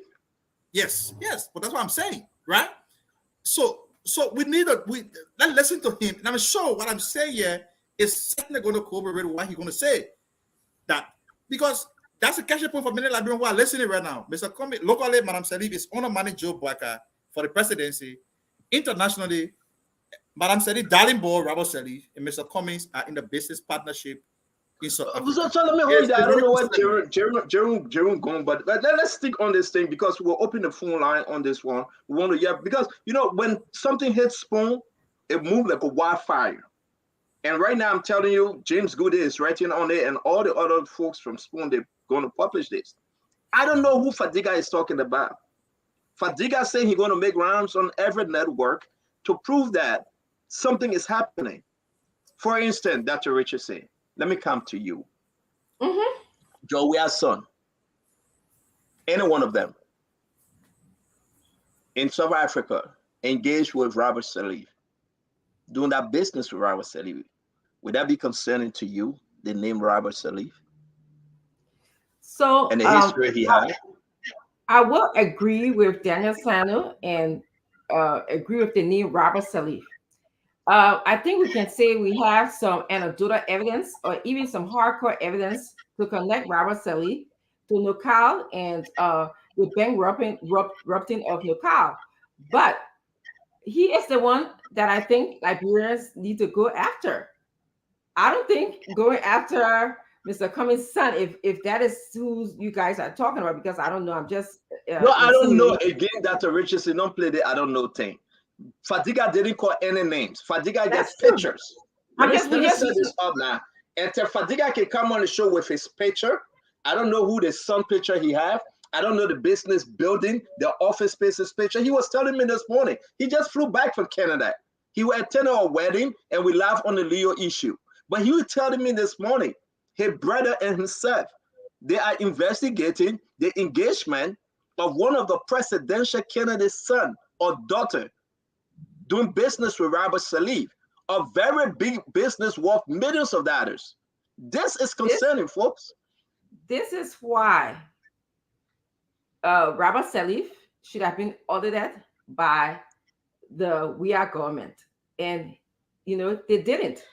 So we don't know whether the business investment that they have, whether it came from Nukal money or it came from money that he earned through his hard work. So doesn't matter what money it came from. If a presidential candidate's son or daughter doing business with Robert Salif, you want Liberians to ask and tell us, was it Nukal money or your mom money or your pop money? Seriously, Dr. Richardson? Yes, I think that they should have, the Weah government should have audited Robert Salif. This would have given. I'm not saying that. I'll get hard on you because you blamed me yesterday and say I'm supporting Joseph Bwaka or Unity Party. So I will take off the glove today. I was thinking about it and I had a dream. And I would tell the people about my dream. I would get hard on you, Dr. Richardson. Are you saying whether it's Joe Weah's son, Tewon Gonglo's son, whether it's Simon Freeman or Bwaka Jr., that name Robert Salif, doing business with him, don't you think it's a problem? Should the Liberian people ask him, which one of the money you're using for this business? No, I don't think it's a problem because uh, we should not implicate the candidates' children into Oh all of this matter. Lord, oh Okay? Lord, oh Number Lord. two, number two, just like Daniel said, the WIA government was supposed to audit Robert Salif. We let him go free. Okay, just how I expect Joseph Buckeye government, as he said, will audit Jeremiah Cohn and Prince Johnson, because we know that Prince Johnson is on the list, Magnitsky Act list, and we know that Jeremiah Cohn, has a hospital that he was actually mentioned for corruption in one of the civil service organization report. So That I Richardson, you missing one. You missing one. You know, come to spoil your good Saturday. You come to spoil your good Saturday. I'm not, I believe I can tell everybody you right don't know now me. waiting for you to go eat Chinese food. Or Guess you, it. I can tell Dr. you don't know me Richardson that this spinning was this for my thing and Saturday. she's not spinning it well. You the lead moderator, you can take your show. Okay. No, Look, but let me say, I got a question for you. If your question, I mean, if you are you talking about an opposition leader's son who might be or may have received huge amount of money from Rawat Salif and have taken it to South Africa as a cover up to do business, and Rawat Salif is there doing business with him? Is that your concern? Okay. And you left the program and Tango, you back. Let me be very clear. One of the Fadika brother, I don't know whether it's Saddam Hussein or Ben I mean, Laden. the I two don't of know them get which the one of same them, blood. right? Don't Call me worry, the this two of them get morning the same blood. and said, Stanton, we've been digging, and we just gotten back to Minnesota from Canada. I'm going to see Jose Yemaboyka, but this is what I want to say on the show today. He's asking me whether he should say it, right? I told him, I said, call Dr. Richardson. She's the lead moderator. He said, I will reach out to Dr. Richardson. He is saying, Stanton, we have uncovered, listen and listen well, we have uncovered that a politician in Liberia, one of his son, her son, or her daughter, his daughter, he wasn't trying to be direct with me. He said this person have a son in South Africa or a daughter in South Africa working directly with Robert Salif, and they are operating a big business in South Africa. I said, can you show me something? Can you give me a name? He said, stand on, let me come and tell the Liberian people. So this is concerning. Then I pushed for Digga. I said, but then who that person would be? Let's go around the politician that we have in Liberia. Who live in South Africa? Who went through South Africa? Then he took me back to an interview that was done, and he got a clip of that interview that he sent me. And he said to me, this person working together with Robert Salif. So then it raised my concern. Robert Salif? Okay, so I understand. So now, it's not about, listen, I want this guy to come. He said he's coming. And if Liberian people hear the other story and he revealed any documents and anything, that politician will be in serious trouble. Because we know the character of Robert Salif, who he is. It's the way how you talk right. about it. You are right that when he comes here and shows a more damning story about that politician, he has a lot to explain. But most times we crucify people in a court of public opinion before they are even, charged. But you don't get nobody to crucify. Let's hear the man. My man, we just talking on the surface. No. Stand on. I mean, Gibson is doing so deliberately. Robert Salif need to be because crucified. he knows the implication of any lies Daniel, let's finish with Gibson. Daniel has not gone to court. And Daniel, let's finish with Gibson. Okay? He has not been convicted of any crime. Okay, Gibson, we are not saying Gibson. Let me finish my comment. No, I will interject. Because we got a lead moderator and you get a second lead moderator. The second lead moderator will interject. Let me say this to you. Yeah, man. Nobody blame Robert Salif. Lead moderator, not even talking. But that's why I say you guys have misplaced aggression. She know what the story going. Steal your money from the car. She know what the story going, so she can talk. Come son. We're not talking about Common Son. Nobody call Common Son here. No, I'm Why just. you calling Cummings' name? I am going Wait, through Daniel, the process. Daniel, I'm going what through you the calling process. Cummings' name? We got Because Daniel 23 called Cummings politicians first name, and we have 23 political leaders in Liberia. Why are you calling Cummings' name? All I'm of the going through the 23. process of elimination in my head. Daniel Oh, called. so you know something we don't know. Oh, but I leave my own with Fadiga. Let Fadiga come. Yeah, You let call Fadiga Cummings' come name. and explain. I I didn't call really Cummings' name. Daniel Sano. Did I call Cummings' name? That Jato Gibson Jeru. and- Did I call Cummings' name? I didn't. No, you did No, not. because I know how we are over here. We got to tell Mr. Cummings and give him free And publicity. when I mentioned Cummings' name, I Wow. said if. So Dr. Richardson was very emphatic. She said, it's coming. So maybe she knows something that we don't know. So Maybe go ahead and she tell knows us. something that I we don't don't know know. anything. Let's wait for, again, you guys know I don't talk too much about things that are But why facts. you call Cummings' name though? Why I you call don't- Cummings' name in our conversation? Because I know how y'all do on this show. How y'all do What on that? this You show. on the show when you don't trust us? The agenda for some of you guys in the show is to say, everything of Mr. Cummings and forget about your campaign. Gibson, the woman on the show, she trusts us. Nobody call Cummings' name. She ran away. So Daniel Sano, take it away, man. For us to go to the phone line and hear what the people have to say on this story. Oh, you going to put phone line for this? Yeah, but it's very important. We gotta hear what the people say. Well, I just wanted to mention. I see Dr. Richardson partly agree with me, and then on one hand, and then on the other hand, she say she doesn't agree that even if Cummings' son is in this partnership with Mr. Robert Salif, his son is a mature man. You see, what we have to understand here is that this is politics. In public perception, I've always said that as a politician, you have to be very mindful about the perception people hold about you out there. And, the connotation Robert Salif in this country is very kind of malodorous, and everybody trying to shy away from Robert Salif because we know what he did during the presidency of his mother, how he ripped Nokar apart and everything. And I tell you what, Robert Salif is part of the reason why the Unity Party was defeated in 2017. Okay, it is very sad that absolutely nothing has been done by the current government. And I'm not surprised because we are promised to protect Eddie and her children. Everything you saw them doing with Charles at the central bank was just smoke screen. That's why 2 months after the charges were dropped. But what is more concerning for us, on this panel, and Liberian people who are listening, is this on any relationship between the Salifs and Cummings? Locally, President Salif has shown her support for Cummings, right? She called folks from the Liberty Party. She called folks from the Liberty Party, told them bluntly that she wanted to support Cummings, even though she knows Cummings cannot win. She admits that the international community is embarrassed over the way the transition was handled because George Weah has ruined all of the gains that were made for the 12 years, all the support to the country. She knows that, but she wants to support Cummings because, with them around him, she knows that they can give him the numbers to win. And some of the people have outright turned down her effort, her request.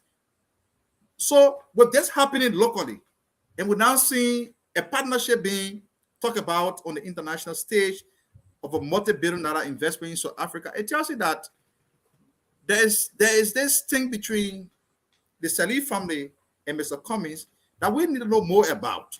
Because some of the economic crimes that were committed in this country, for which, we still need to dig deeper into. For them to be coming and rallying around the data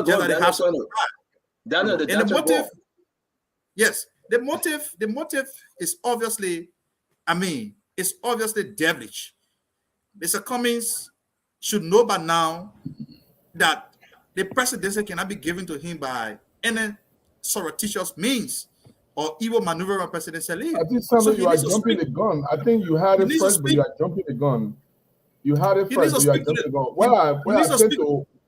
Don't interrupt me now, Gibson. You have your time. Gibson, let him finish now. You interrupted me first. I'm not talking now. I pay my dad too. The man interrupting me. Yeah, but why you a big brother, my man? So I don't think Mr. Cummings should not be willing to go at all depth, to even wine and down with those who bear some of the greatest economic crimes in the country, just to become president, because he has told us clearly that you cannot do the same thing over and over and expect different results, right? So if you want to come to make a difference as a president of this country, you have to tell who your friends are, right? The economic crimes, Robert Salif, still on answer. Mr. Comey is using his money to fund a business partnership with Robert Salif in South Africa. When Liberians are unemployed back home, it's a major concern. And I think the ANC needs to speak to it. The ANC needs to speak to it. And I repeatedly said that Mr. Comey needs to tell who his friends are. When I look at my friend Musa Berete, when I look at the other brother behind Mr. Cummings, I can just conclude that he's going nowhere. So, Stanton, we are waiting to hear from the Fadiga brother on this whole fictitious partnership. Fadiga saying that he will be home in the next 15 minutes. He was leaving Jose Yemabwaka. We're gonna be here. We're gonna be here. We're gonna be here to listen to him. Yeah. So that we can know the facts and to better speak to it.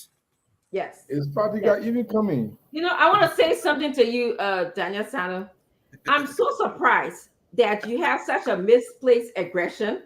You know, you should be angry at Joseph Boakai, who was under Ellen for 12 years.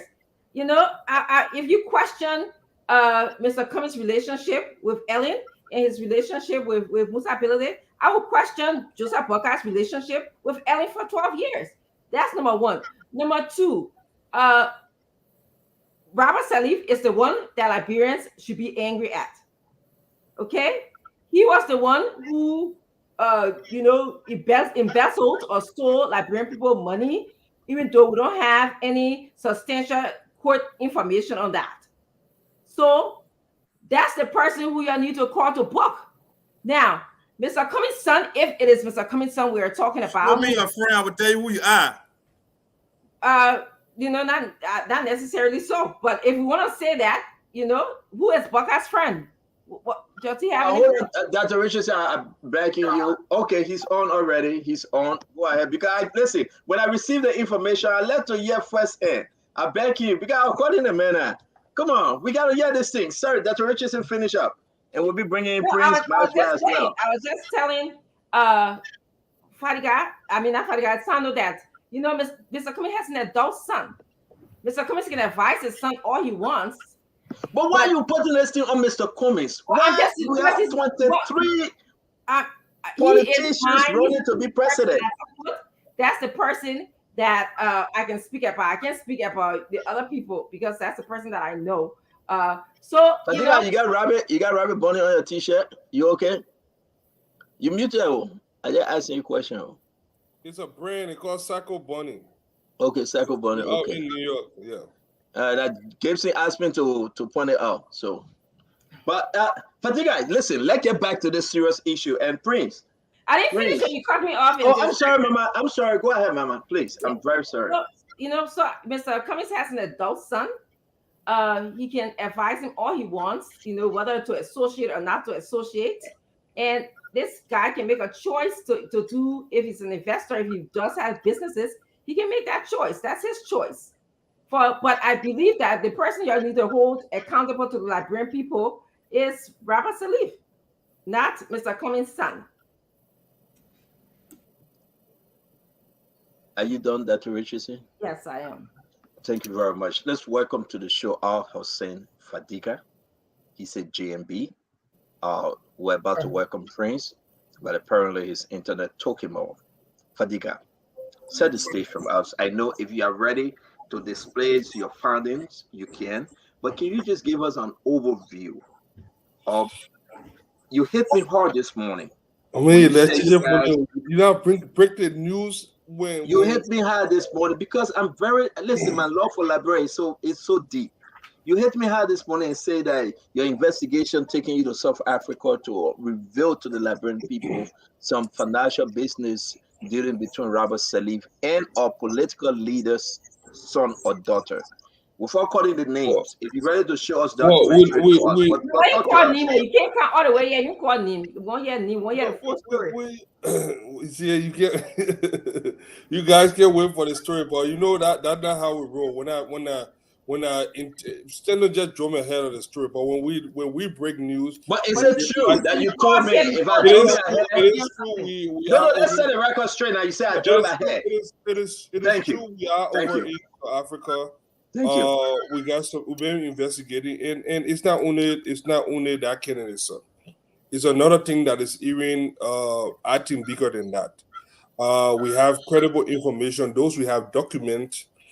For those even certain government official well placed close to the WIA administration that have amassed a huge quantity of a huge amount of real estate property to the tune of up to 2 million United States dollars somewhere around South Africa. We got all the documents. We have photos. We have drone footage. We will make a second trip, follow-up trip to South Africa anytime from now. Few days from now, we'll be back in South Africa, but we already got all the information that we needed. We just need to dot our I and cross our T so that when we break this news, that it doesn't, you know how we do it. We're not breaking news so that it's not. Well, the news is out already. There's no need to Well, break it. it's not out yet. We just need to know the nitty real gritty. We need to know everything. I have to ask you a question. Let me say this. Let me Yes. say this. It is Yes, sir. concerning. It is concerning that our folks. I know Dr. Richardson tried to bring something. We're not going to call name here until we're ready to bring it out. But just without calling name, or you mentioned, I don't know why you went to Mr. Cummings, but that is concerning too. The fact that this man want to be president and his son is in South Africa investing, managing the family property. Are you confirming that Mr. Cummings got a son in South Africa? Mr. Cummings do have a son in South Africa that managed. Okay. That came from Cummings himself doing an interview. But it is true that he has a son in South Africa. The family is heavily invested in South Africa. There are certain connection there too, but we got a lot of stuff. We don't want to break the news until we get all the facts surrounding the case. And are you saying that what you said? Are you no? Hold on! I don't do. You're not going to put words in my mouth. No. But Fadiga, this is spoon talk. Fadiga, this is spoon talk. We got to be very, very fair to each other here. You confirm Mr. Cummings got a son in Liberia. I'm not talking about Joe. In South Africa. In South Africa. I'm not talking about Joe Weah and all his group. No, we are not on Joe Weah yet. Are you saying that this son is working alongside with Robert Salif, the independent business? I am not going to confirm or deny that right now until our investigation is fully completed. But did you tell me that our politician child in South Africa working with Robert Salif? I didn't mention name. You didn't mention name. You say a politician. A politician. It could be anybody. Okay. Stano will come to you, but before we do that, let's welcome Prince Maxwell. Prince, welcome to the show again, your second day. We will count how many days you appear on Spoon. You get another 77 more days to go before your election. But welcome to Spoon Talk, my brother. Thank you very much. I know you will have some other thing. Give us chance. This is important. I want to give that to Richardson the time to ask you a question. Then you can flow, please. Because you just hit this on Dr. Richardson, political leader, Alexander Benedict Cummings, a very clean hand, executive Coca-Cola, CPP political leader, the man that came third or fourth place in the 2017 election, the man that fought against the entire OCPP, Mr. Clean Hand. He never took part in the war. He got no blood in his hand. He got his own money. But what's happening? And your connection, we got to understand. Dr. Richardson, you got anything to say to RLC? You are muted, Dr. Richardson. Since Hassan is not ready to come out with the real story, he's going, he doesn't have any evidence. I don't know if I can say much except what I already said. Mr. Cummings has his own money. It's not money that he stole from the Liberian government. His own money, right? Unlike Robert Salif, where there is a possibility, or that he stole from the Liberian government. So I think you guys are going after the wrong person. Now, I don't know the nature of the investment. I don't know the nature of the interaction. People who have money, sometimes they do investments without even seeing each other. Sometimes they invest in stock without even knowing who who owns the stock. So I don't know. I want to know more. Can you confirm if I think that story? Even Jerry is laughing. Is that your defense? Maybe you guys might not know this. That's what I'm saying. I mean, something maybe you might know this because, but I mean, I have investment in stocks that I don't even know. Instead of I dig deeper, I have But somebody. this is not about stock and bond investment. Fadiga said this is not about the stock and bond investment. This is about direct two folks coming together to establish a business. How do you know that two folks come together? I was saying it's part of. Let me ask you the question. It's my own question now. So it's part of your findings that two folks, Mr. Cummings' son and Robert Sadi, came together to engage in an investment, like maybe put a property together, start a business or whatever. Is that part of your findings? That is a very broad and direct question. Those will be part of the final report. Like I say, I will not confirm or deny. But let me tell you something that you should be concerned about. I want you to be concerned today for the fact that Robert Sirleaf is associated with Mr. Cummings. That is very dangerous. Look, one of the questions, and I also want us to continue to ask the hard question. Robert Sirleaf, through all the 2005 election, little or nothing was known about this man. When time came, Ellen became president, this man became a de facto president, the prime minister of the country, ran down Nokal. And it is true, you said he was never indicted. He was indicted by the GAC. And Ellen even took blame for the fact that he broke down Nokal. And just as he came into Liberia mysteriously, boom, he disappeared in thin air, vanished off the face of the earth. Nobody knows where Robert Sirleaf is. Nobody knows what he have never been held accountable for something. And to see Mr. Cummings associating with such an individual, especially with the Sirleaf as a whole, I think is concerning. It's concerning, and this investigation going to bring share a lot of light. But let me tell you something. What is being on earth, thanks to Stanton that doesn't keep secret. We have your secret thing to keep it from Stanton. Yeah, don't tell me. Don't tell him. Usually this is not how the news going to come out. But since we got a few more months, we will put it out sooner than later. But besides this political leader incident that is going on, we have some other damaging thing coming from South Africa. Very damaging thing. I did not tell you that. I kept that from you, Stanton. I will get that from all of you. I will get that from all of you. You will not get it from me. That one is worse. Is even honestly, let me bring Gibson. Gibson, go ahead. Hussein, to be honest, if you tell a talk show host about something, you don't expect him to keep it.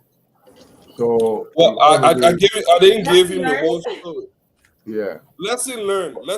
You know, also in journalism, there's something called speculative journalism, and you can also speculate on that. You can also. I was not speculating. Which is a legal and professional way for journalists to be called speculative journalism. And speculative journalism means that you don't know, you don't mean that you don't have the facts, but you say it in a way that you're not going to accuse the person, but you have information that the person is involved. If you can give us something like that, we can go with it. What do you think? Well, don't try to put words in my mouth.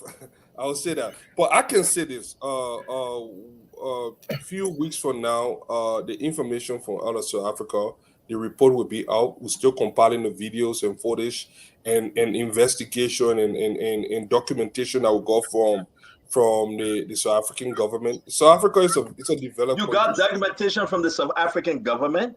Yeah, we did two or three. No. Hold on. I got one question, guys. Hold on 1 minute, Gibson. I beg you guys. This is deeper than we thought. This is getting somewhere now. Yeah. This is very, very deep. Fatiga, why are you holding this from the Liberian people? They want to know. We want to dot our I and cross our T's. That's why. I do not want to put information that my name is associated to. You saw when we did the Eto and Igbo map. It was a clear job. You couldn't even deny it. The government Mr. Knuckles, William Knuckles saying you have nothing on Mr. Cummings. Wilmot ST. Look at the many. We don't. That What were the the name men? in there. That similar name. What the guy breaking, man? So the queen people need that. All of them can be attacking people. I mean, that's what Prince come and talk to us. What? We shouldn't pay the guy attention. But man, I A beg you, similar if you name? look at the man name, then you look at my name, then you look at you telling me the same thing though. Look at the man name, man. But Fatty gotta be talking about other people's name is very concerning to me. Wow. Prince Maxwell, Especially please. Fatty guy. Prince, come and talk to us. Particularly you crazy. Fadiga and everybody else, how you guys doing? Well, I've listened to Fadi guys as trying to drop his nuggets on comments, but as Dr. Clarence Moniba, if he was sitting here, he would have simply said, we are more concerned about the issues of the Liberian people, the rising poverty, the unemployment. So those issues concerning documents coming from South Africa for us is more of figuring out how we and what kind of policies and how our approach to Liberian people should be more concise and directed towards helping them get out of the mysteries that they find themselves in right now.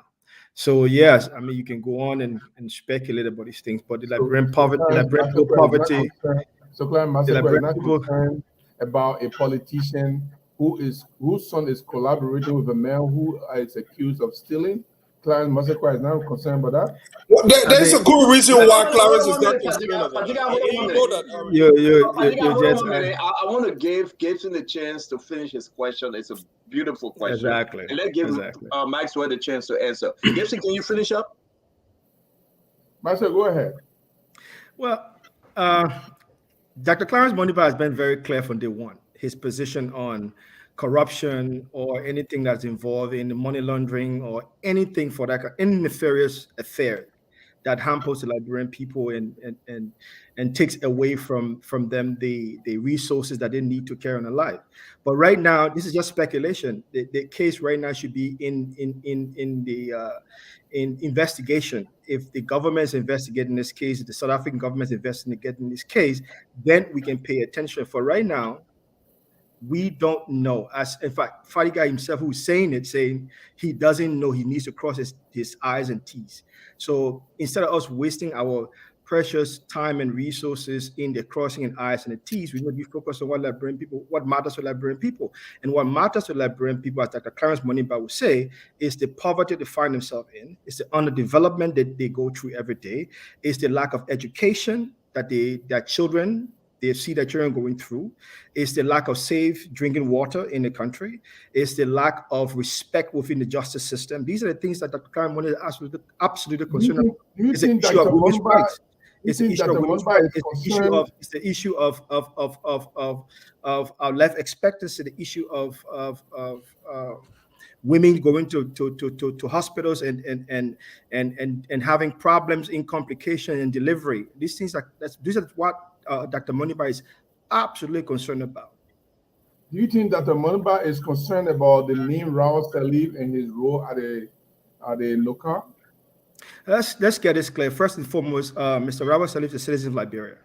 So that goes to say that by constitution, he's subject to the rules and regulation and the laws of Liberia. If there's anything that is within the confines of the rules and regulation and the laws of Liberia, I'm sure the authorities would take that into consideration. But do you think Dr. Moniba is concerned about his association with that? Dr. Moniba is concerned with anybody who is caught on the wrong side of the law. Thank you very much. Let me bring it down to sign up. I will come back. No, Fadiga, you're going to be like a guest on the show. Just pause for a minute, please, because you're bringing up this story. But I think Prince is coming from somewhere. Let me give Daniel the chance to comment on what Prince said. Daniel? Let me say hi to Prince. This is my first interaction with him. But I think he trying to undermine the substance of the conversation by trying to downplay the importance of us, the importance attached to the linkage between Mr. Cummings, Raul Salif, the business investment in South Africa, and what Mr. Raul Salif also did here, vis-a-vis. And to perforate the point he's making, I do believe that anybody who wants to become president of Liberia should be concerned, and very outspoken about crimes, particularly economic crimes that were committed in the past. Now, maybe you're not acquainted with the local politics here, but Robert Salif is a nefarious character who is very infamous for ripping the card apart. So when you talk about Dr. Moniba being not concerned about, Robert Salif connection to Mr. Cummings, it will occur to many Liberians that you do not understand what Robert Salif has done to this country, because as a result of their action, the hospitals, the schools, the law enforcement institutions are dilapidated. There's a major concern for that. So, and the reason why I John Stetton to say that this thing is very concerning is because we are in an electoral process. And regardless of the fact that Mr. Robert Salif has not been convicted by any court, but it is important for us to speak, for us to be very outspoken about this thing, because the Liberian people that are listening to us are going to make the best of decision for the country. Now, we will have to share in that blame if we don't speak about this issue. So the best we can do here is to speak to it. We're not convicting, we're not passing verdict on anybody. So if we hear Fadiga saying that he can confirm that Mr. Cummings is this and that, and he's also confirmed that Mr. Cummings has got a relationship with the Salifs and giving some of the things that he did, yeah, we should be concerned about it. And I don't think it's something that we should sweep on the carpet. And that's why I said from the beginning that Mr. Cummings has got many questions to answer. I think he come across a double-faced person. You go to the voters in the community, you say, look, I'm Mr. Clean Hand. I didn't fight war in this country. I'm not corrupt. All the money I got it from Coca-Cola. When we check behind you, those who rip this country economy apart, they are your best friends. They are your backers. They are your financiers to make you president. That is to say to me that Mr. Cummings is not a man of his own standing. Because we are past the age where President Sedi will be looking for a puppet president for Liberia. The same way Mr. George Rice a puppet. He protected her, regardless of all the things that happen on her, protected her. That's the same way Mr. Sedi wants to bring in Mr. Cummings to protect her children. Because her womb was already in her grave. Mr. Weir had done so much for her 6 years. Nobody had asked for her age. Nobody had indicted her. So she's okay with that. But for us, we're more concerned about the well-being of the Liberian people. And that's why we're not going to allow it to be swept under the carpet. We're going to highlight, we're going to talk about it. Because Mr. Robert Salif is not a good person. We know some of the things that he did in this country. The last time he came here for the funeral of his brother, did you see how he appeared in public? I don't want to speak to that, but it's very concerning.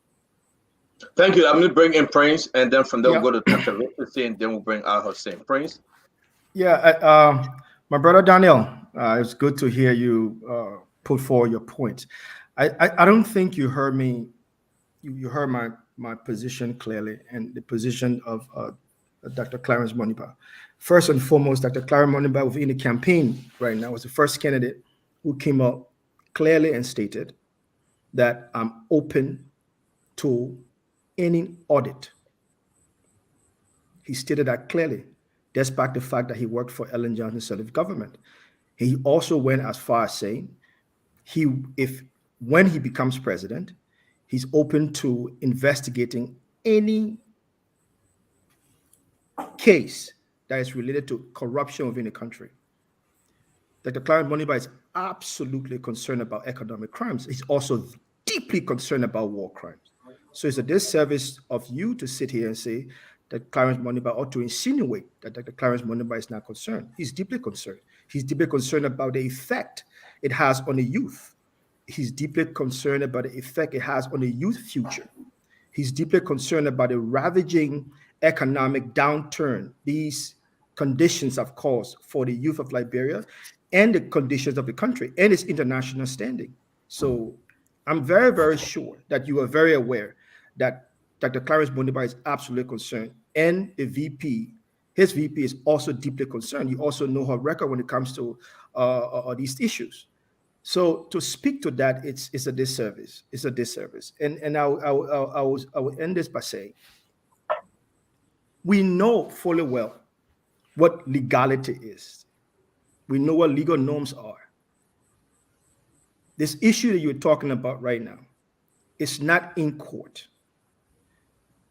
When it does, Dr. Clarence Moniba will be the first person to approach it, to address it. Dr. Clarence Moniba has stated his position definitively that anyone, that any case that is brought to him in this manner, he would definitely approach it. He would definitely address it as soon as possible, as quickly as possible, as swiftly as possible. He said that over and over and over and over. And he wants the Liberian people to know that. He wants the Liberian people to know his position on corruption, on war crime, on the issue of women violation against women's rights. He wants people to understand his position, and he's made his position absolutely clear time and time and time again. So yes, if the issue is brought to court, if the issue is brought by the authorities, Dr. Clarence Moniba be the first candidate to address it. Thank you.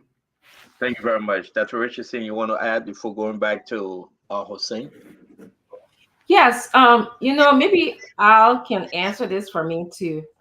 I'm really concerned that the presidential candidate, Mr. Joseph Boakai, was friends with Ellen, even in CWA, and he was in her government for 12 years. Never said any of these things that you are talking about. Okay, when did he speak out? So how would you be in a government and know somebody and know this person has a son or this person is investing in another country and you don't speak about it? This is what the problem is. And now we want to support this person to become president of Liberia? I don't get it. I think you guys have a misplaced aggression here. Number two, just recently, Mr. Cummings was speaking about the War and Economic Crime Courts. He mentioned that he would be the first person to facilitate the establishment of both courts in the country. So, if Danielson is going to ask me about show me your friends, Mr. Booker and Ellen Johnson Sirleaf were friends for many years. So show me your friends and I will tell you who you are, Daniel Sanu. Hossein. Oh, let me start with the easier one. The role of a vice president is clearly stated in our constitution. I mean, there isn't any real role of a vice president. They serve, even though they were both elected on a ticket, besides breaking ties in the Senate and few other tasks that are delegated by the president. There isn't a real role of the vice president, and I've never seen a vice president that have gone against his boss. You won't survive. Nowhere in the world that happened. I've never seen it happen. And Ambassador Boyka is not that kind of person to beat on people, to attack on us his boss. So blaming him, look, we have seen vice president become great president. Look at Todbor, the late Todbor.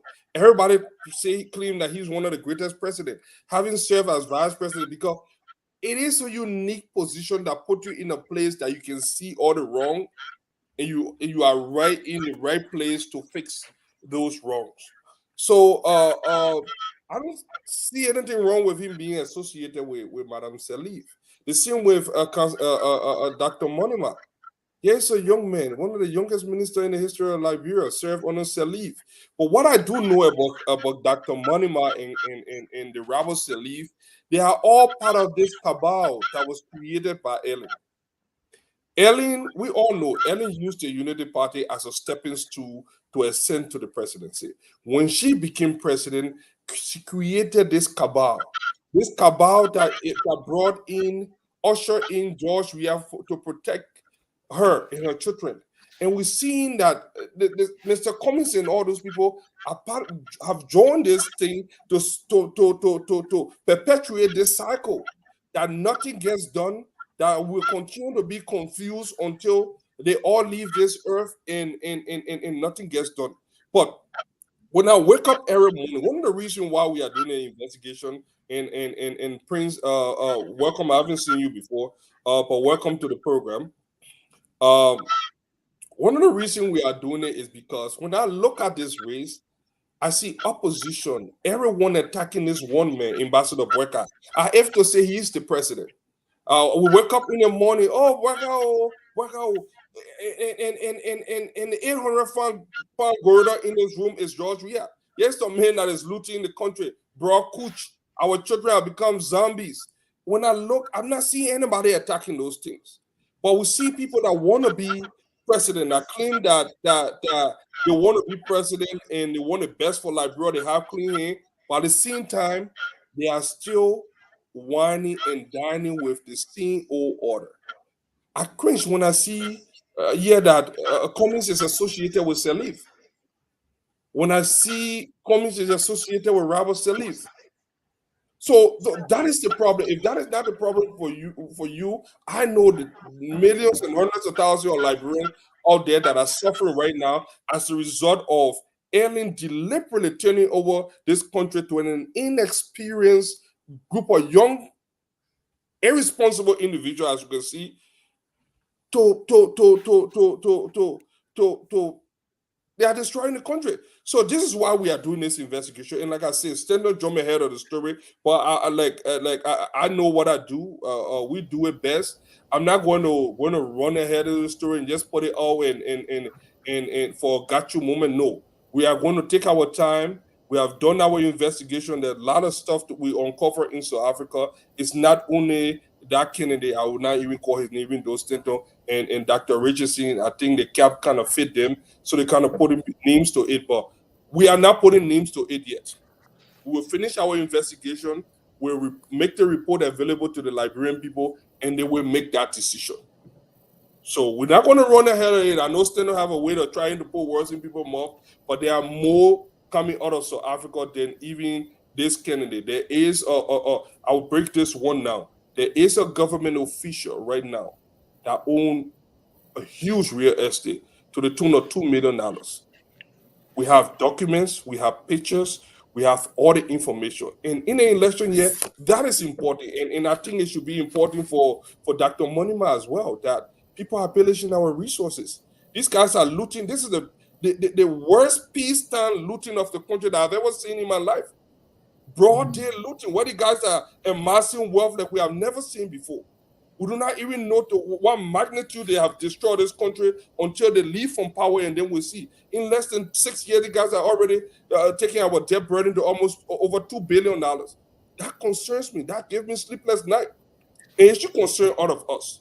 To downplay it when I see my good friend Gissin Jari on the other side. Look, in this election, we all know it boils down to two individuals. Ambassador Boyka and George Weah. Those are the two people that are going to come. All the polls says it. Everywhere we look around, it says it. And so we are focused. We are focused. We want to ensure that when October 10 comes, we do not miss this opportunity. So I pray that all of you guys, with all our differences, we can put it aside and focus on the 800-pound gorilla in this room. That this Kush bringing president that have infused drugs in our country, that they should leave. It is clear. Every Liberian know that George Weah have to leave. How it is done, how we get there, is where we still trying to solve it, because we still got Dr. Monima here, we got Councilor Grongo. Kudos to you, that part of democracy. But let's get serious. We can only get these people out of power if we put our resources together. So, I will leave it at that. I want to say something. Yeah. I'm sorry. Me too. I wanted to say something too. Yeah. Did you want to go, or I want to say something Yeah, about? let me go so you can put your facts together more. I am amazes me when I hear these brothers talk. Sandro Johnson, you are saying Ellen 1 foot in the grave. Joseph Boyka is older than Ellen. I'm not Sandro Johnson. I'm not Sandro Johnson. Daniel Sandro, sorry. You talk about Ellen 1 foot. You were so brave to come here and say Ellen 1 foot in the grave. Joseph Boyka is older than Ellen 12 years. And when we talk about Joseph Boyka being closer to the grave, you say we are bad morphing Joseph Boyka. You see how hypocritical you guys are? And you, Hussein, you just attack Dr. Monimba. You just attack Cummings. But you say nobody will talk about JMB. How you guys can live like What was the attack? What was the attack? You said that your Moniba, Mr. Cummings are all associated with the Rawal Salif, and Rawal Salif have been pillaging the national compass. You are indicating that they are connected. That's not a lie. That's a fact. How Okay, can so that's okay, a fact. no, I'm not saying that's not a fact. And you were talking about Saleh. I want you to be true to yourself. If you know that criticizing The first thing you mentioned phone call me. Ellie, Waka is not older than Ellie. Waka is not older than Ellie. You see, when you're Get talking, correct the fuck, man. Waka is not older than Ellie. You carry the 12 yet. Come on. Waka not older than Ellie, so you lying. Okay, so let's move on. But let Jeru finish now, guys, please. Yeah. Listen. So Stenton, he said something that we are correcting now. Hussein Fadika, you are on your way to South Africa to investigate an opposition leader's son. Well, we have gone to South Africa first. Nobody knew about that. I don't know. People. Can you just wait a little bit? You are going to investigate. You're not going to investigate Josh Weir. You're going to investigate an opposition politician. No. I said we are conducting an investigation. I did not call names. Do not put words in my mouth again. No. Stenton, let the facts be corrected, Stenton. Let the facts be corrected. Waka is not older than Ellie. Well, so guys, listen. It is 4 years old. Waka is 78. All right, but listen, it is what it is. Let's just thank you for the correction. Both of them, they are the same crowd. Go ahead, Dr. Richardson. I find it so interesting that Fadika would go to South Africa to investigate an opposition and come on this show and speak about opposition, but in the same breath, talk about a government official someone who is connected to this government, who is amassing wealth in South Africa. I would think, since we all are speaking about our country developing and how people are corrupt in our country, I would think that would be the issue that you would start off with. But no, you are starting off with an opposition. Secondly, Fadiga, the world has changed, okay? You guys come all the time and say, oh, the role of a vice president is all outlined in the Constitution. When Toba was a vice president of Tubman, it was 1951. When Joe Buckeye was vice president to Ellen, it was 2006, many years apart.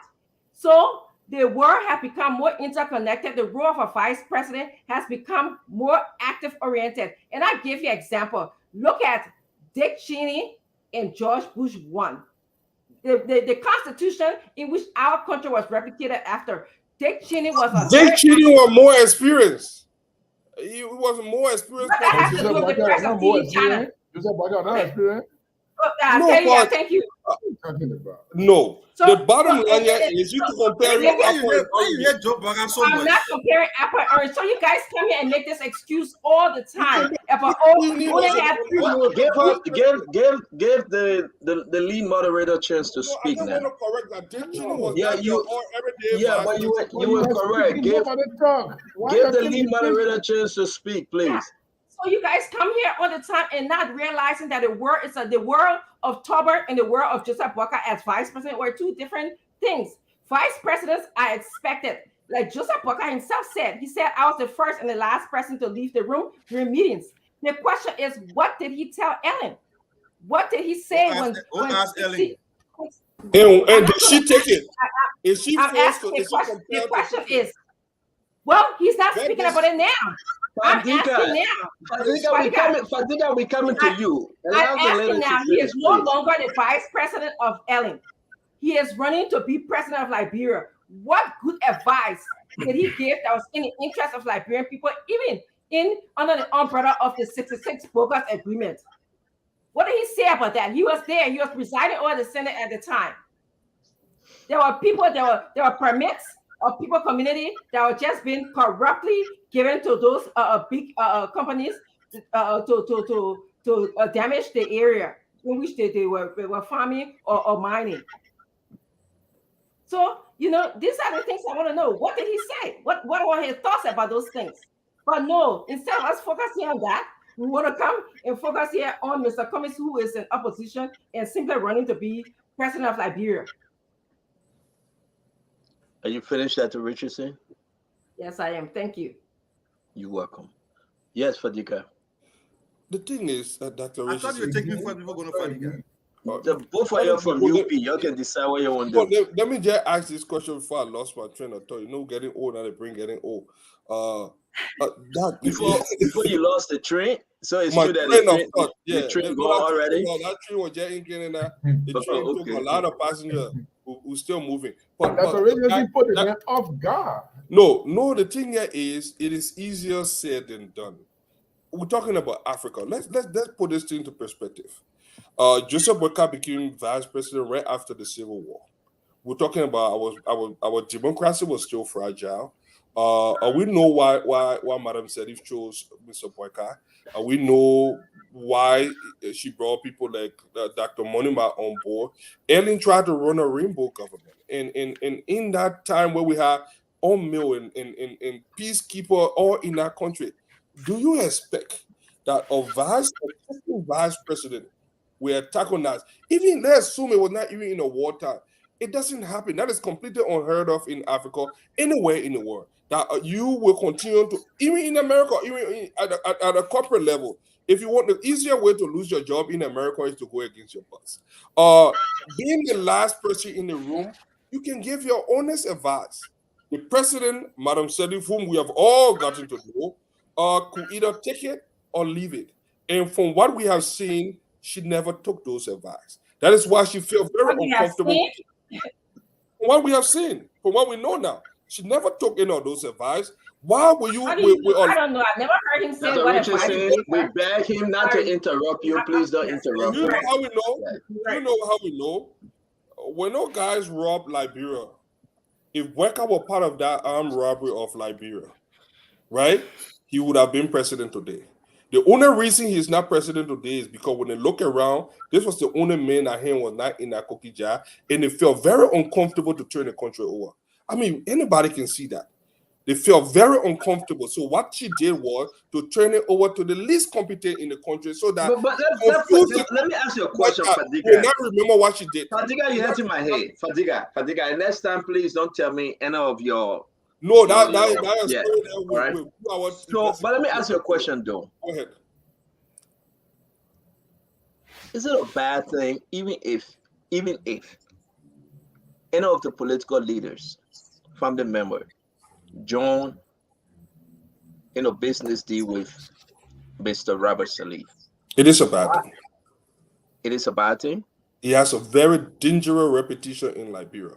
Even if they disclose it, though, they shouldn't work with him. They shouldn't get in business with him. Well, let's not forget that there was a GAC report that indicted Robert Salif. Nothing. It didn't go nowhere because Ellen put her foot on the scale and tipped the whole thing, and we all know what happened. But we all know that a lot of things that Ellie even acknowledged happened at Nukau and through her tenure as president. We understand all of that, Fadiga. But my question, he's a Liberian.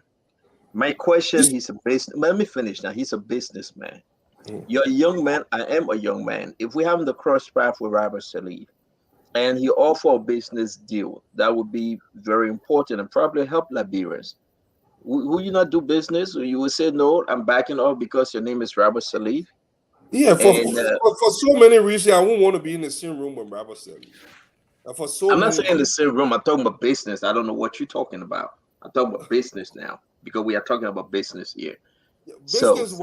For even on a business level, look, for the repetition that Robert Salif left in Liberia, I don't think anybody that is high in the presidency should be anywhere near Robert Salif or even Madam Salif for that matter.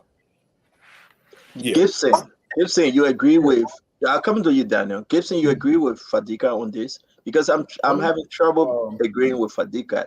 If you remove politics out of this, he's a Liberian, he's a businessman. Why would you not want to do business with him? To be honest, yes, sir. From the honest position, no, I don't think any political leader should get close to Robert Salif. My only troubling, the No, only you thing said that is political troubling, leader, but the children, yeah. their extended family, you don't want them getting close to Robert Adder. It's a difficult question, Stanton. Let me put it like this: Raul Seli was accused of taking hundreds of millions or tens of millions from the Nokar. Nokar broke down. Ellen rejected that she don't agree that it was Raul Seli who stole the money and all of that.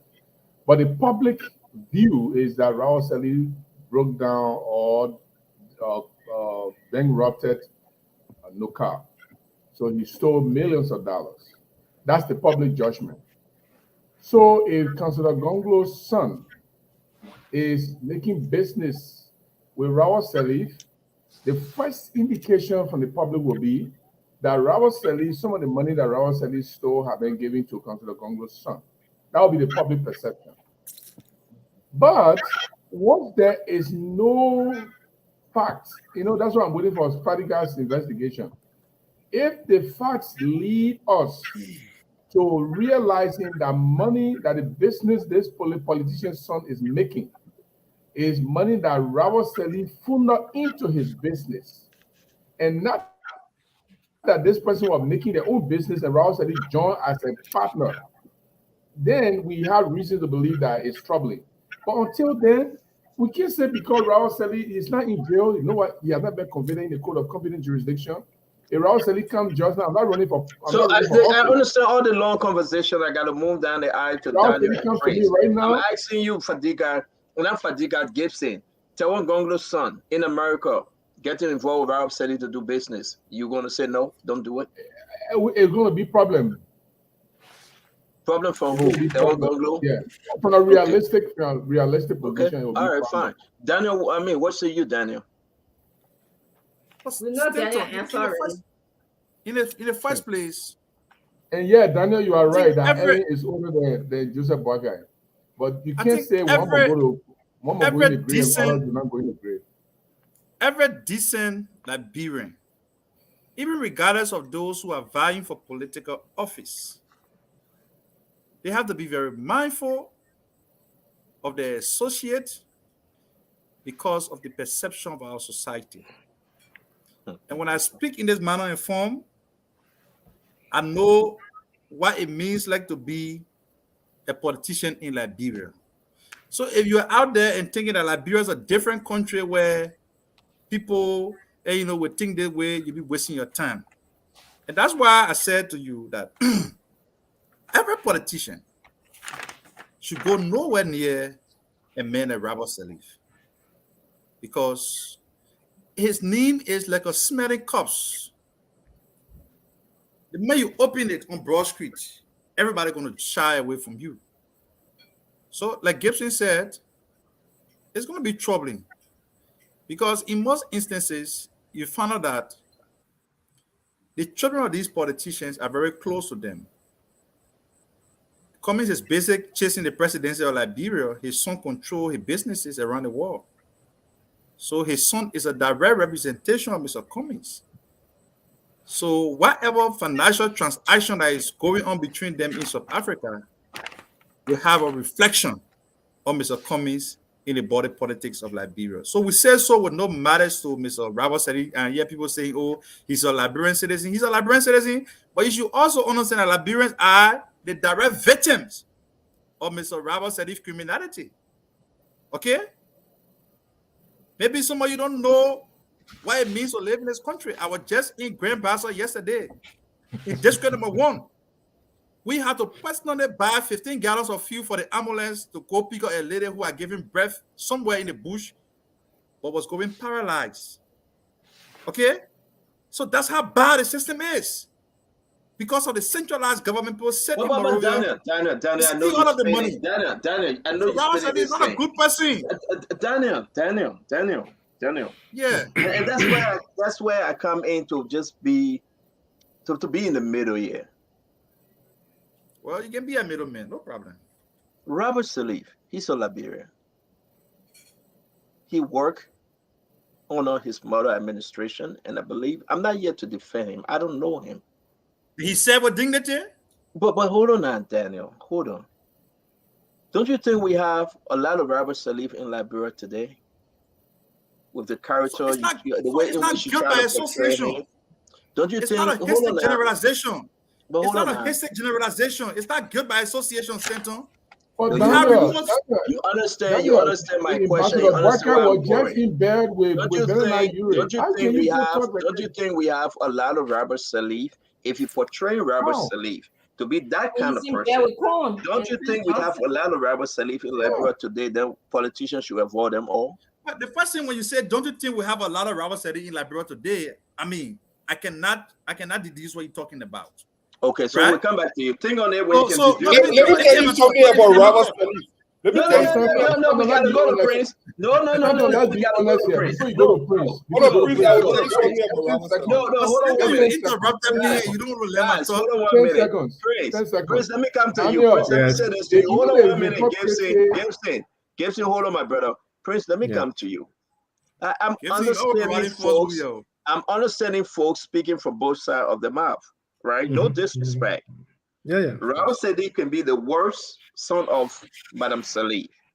Yeah. But how can we come on and say Robert Sadiq is the only gender or was the only gender in the Eric Johnson government that folks shouldn't do business with? But we are seeing people that were worse than Robert Salih. Political parties and leaders are doing business with them. I'm confused. Prince, help me out, please. Stanton. First and foremost, let me make it clear to Liberian people who's listening to my voice right now. Mr. Robert Salif does not advise the campaign of Dr. Clarence Moniba. Mr. Robert Salif is nowhere near or associated with the campaign of Dr. Clarence Moniba. And Mr. Robert Salif is in no secret communication with Dr. Clarence Moniba as it pertains to his aspiration and his vision for Liberia.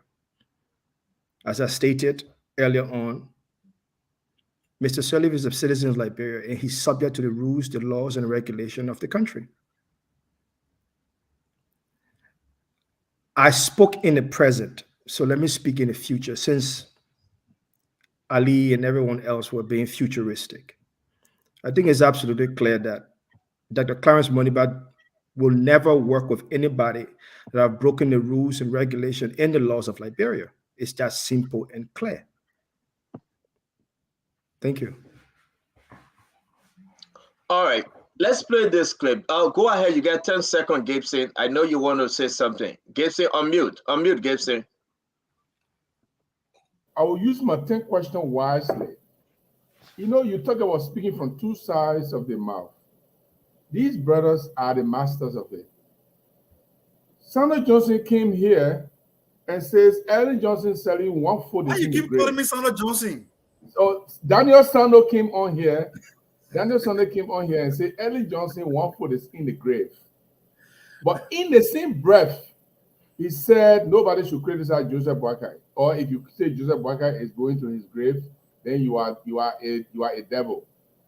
El Hassan Hussein Fadika came on here and badmouthed all other opposition except Joseph Boakai. But he said nobody should attack Joseph Boakai. You can't do that. You can't have it both ways. If you don't want people to attack Joseph Boakai, don't attack Komi, don't attack Moniba, don't attack Congo, don't attack everybody. Just speak sweetly about Joseph Boakai. They say, you see, when I come here, I don't attack anybody. Why you people attacking my candidate? But you attack people from day one. As soon as you get on the show, you attack other Your people 10 seconds until the up. show is over. Uncle Gibson, your 10 seconds up. And Man, every week, let me play man. this. I have to play this first, then we'll bring in Fadika because we'll soon go to the phone line. Today is There is Saturday. something standard. There is something Fadiga said. I would like clarification on that, if you don't mind. Go ahead real quick. Yesterday we were on this program and Mo Ali came about and came up with their strategy and used the word planted. What surprised me is that Fadiga has come on and using the word cabal. Look, United Party needs to get their house together as it pertains to how they go about attacking Clarence Moniba. Having flip-flopping words doesn't matter. What we would be clear about is this. We do not pay mind to septuagenarian leadership. What we care about is the fact that the Liberian people right now are living with Christmas light called electricity in the 21st century. Water and sanitation issue is at the lowest level, where children are still having waterborne diseases in Liberia as we speak, to the point where most of the NGOs in Liberia are water and sanitation NGOs. The road maintenance and road development is terrible. And we all know that. The school infrastructure in the country is beyond 1960. And we call ourselves the first republic in Africa. The banking system in Liberia is far more deplorable. There was a recent US government report on that. And small business loan system is far beyond downgrade. That's the reason why poverty has increased tremendously. And unfortunately, we have people like Minister Samuel coming on air and talking about reducing poverty. So let's run. I beg you. I hate to interrupt you. These things are things that Dr. Clarence Moniba is absolutely concerned about. And I think he's doing extremely well because you will fight his cause and propagate his message here on Spoon, and we appreciate you. Let me play this clip real quick from Madam Salif herself from up front. Most of you have seen this when she was talking about her son, Robert Salif. Skill sets. Your son, Robert Sirleaf, was appointed chairman of Liberia's national oil company. That company went bankrupt and 30 to 40 million US dollars disappeared. What special skill set did he bring to national oil company? No. First of all, let me just say, what you just said is a blatant lie. L-I-E, lie. You go look at the records. There is nothing about that company going bankrupt. So there were no problems at all at National Oil Company?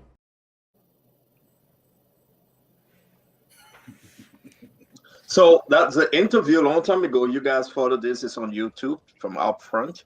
Madam Salif defending her son. Was she right? We'll start with Dr. Richardson.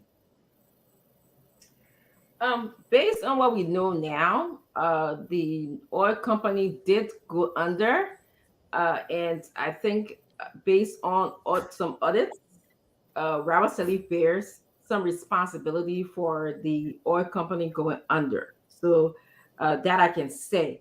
And I think that we are after the wrong person here. Talking about Mr. Cummings' son. We should be talking about how Robert Salif used the Liberian people company and money to enrich himself. We should be talking about how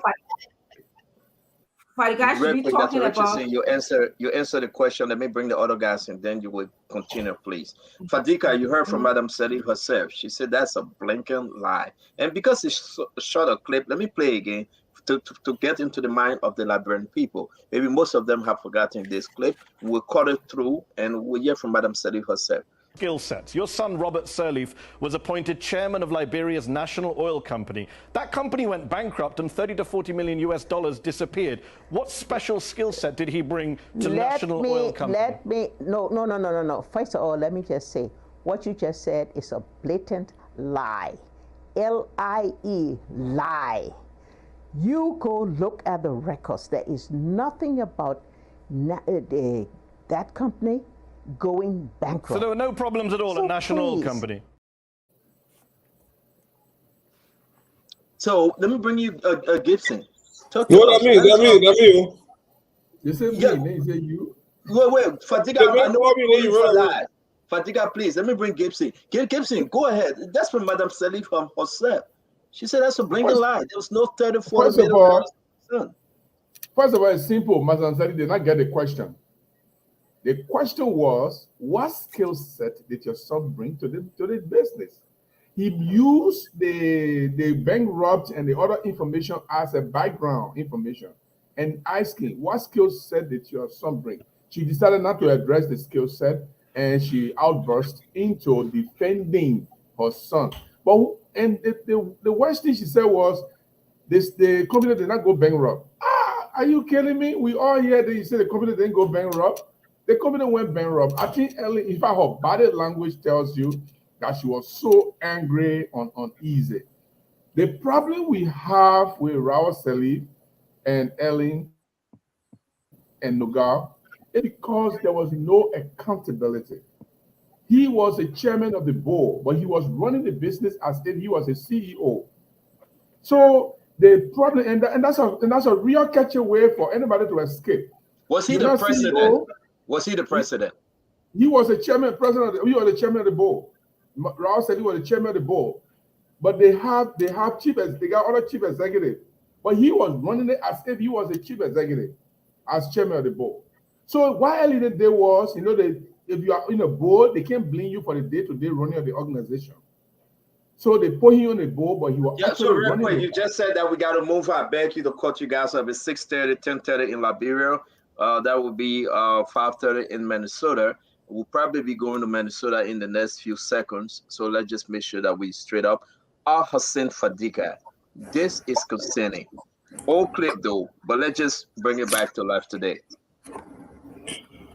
Let me tell you something, Stanton. What Robert Salif did to Liberia it was not done Asian time. I sure a lot of folks know it, including Dr. Monima, who served in that government. Look, Robert Salif, I can give you some specifics. Robert Salif, there was a Chevron $10 million deal that Chevron gave to Liberia for our corporate social fund. Remember when he built those makeshift soccer pitch over there and something? This guy diverted the fund, and to the dismay of people like the late Mary Parker and Ophelia Situma that were against it. Robert Salif, as a board chairman, he ordered them to be retired. Those two individuals were paid almost $2 million in retirement fund and given two brand new vehicles amounting to $70,000 United States dollars each. And the list go on. There were several other things. Robert Salif has been held in connection with the Royal Hotel. Salif has something in that Royal Hotel. Even the new bank, M&G Gold Mines in Cape Mount. Salif, now they call it B Mountain, has a share in it. What Salif did was they accumulated a lot of properties around the country. They created these shell company in South Africa and around the world, and nothing was ever investigated. And this is why the CDC came to power under the pretense that they were going to investigate these things and protect the Liberian people. But like I said, like I call it a cabal, politics in Liberia have become an organized crime. They all protect one another. It is like a criminal syndicate. Ellen robbed the country, passed it to the new mob boss, and she sat down there like in the guy, Casa Susie, like she controlled everything, like the puppet master. And she have infused other people, like Dr. Monima and other people that we know that they are not going anywhere in the race, but they have been there to distract us from removing this government from power because they know that we will unearth everything that they did and they have been trying to hide in the last 6 years. It will be uncovered. I mean, I love Dr. Monima. He's a fine young man. I think his place, he has a future in our politics. I don't think he's ready yet. I think until he can extricate himself from the tentacles of Madame Salif, he won't get where he won't find his rightful place. And so I feel bad, but it is what it is. Are you tying Dr. Moluba to this whole Madame Salif and her children issues? Everybody, look, if you don't believe me, go back to 2017. I need to respond. You will. Hold on. I know you have nothing much to say there, but yeah, you will respond. You said you have nothing much to say. Look, when Madame Salif left, This is completely unprecedented. When Madame Salif left the How Unity you know Party, the man get nothing to left the Unity Party cash-stricken, and she left them with the even she took away their ability. What a guy bringing the picture. She took away their ability to generate cash. That's what she did. She strangulated them financially, and Georgia will go on to win. But I'm confused. So let's just. I know of Daniel Sando. We're coming, but Prince. Hold on 1 minute. Let me ask you, Fadiga, why are you tying Clarence Moluba? Because he works. It's not only Clarence Moluba. It's the Alexander Cummings of the world.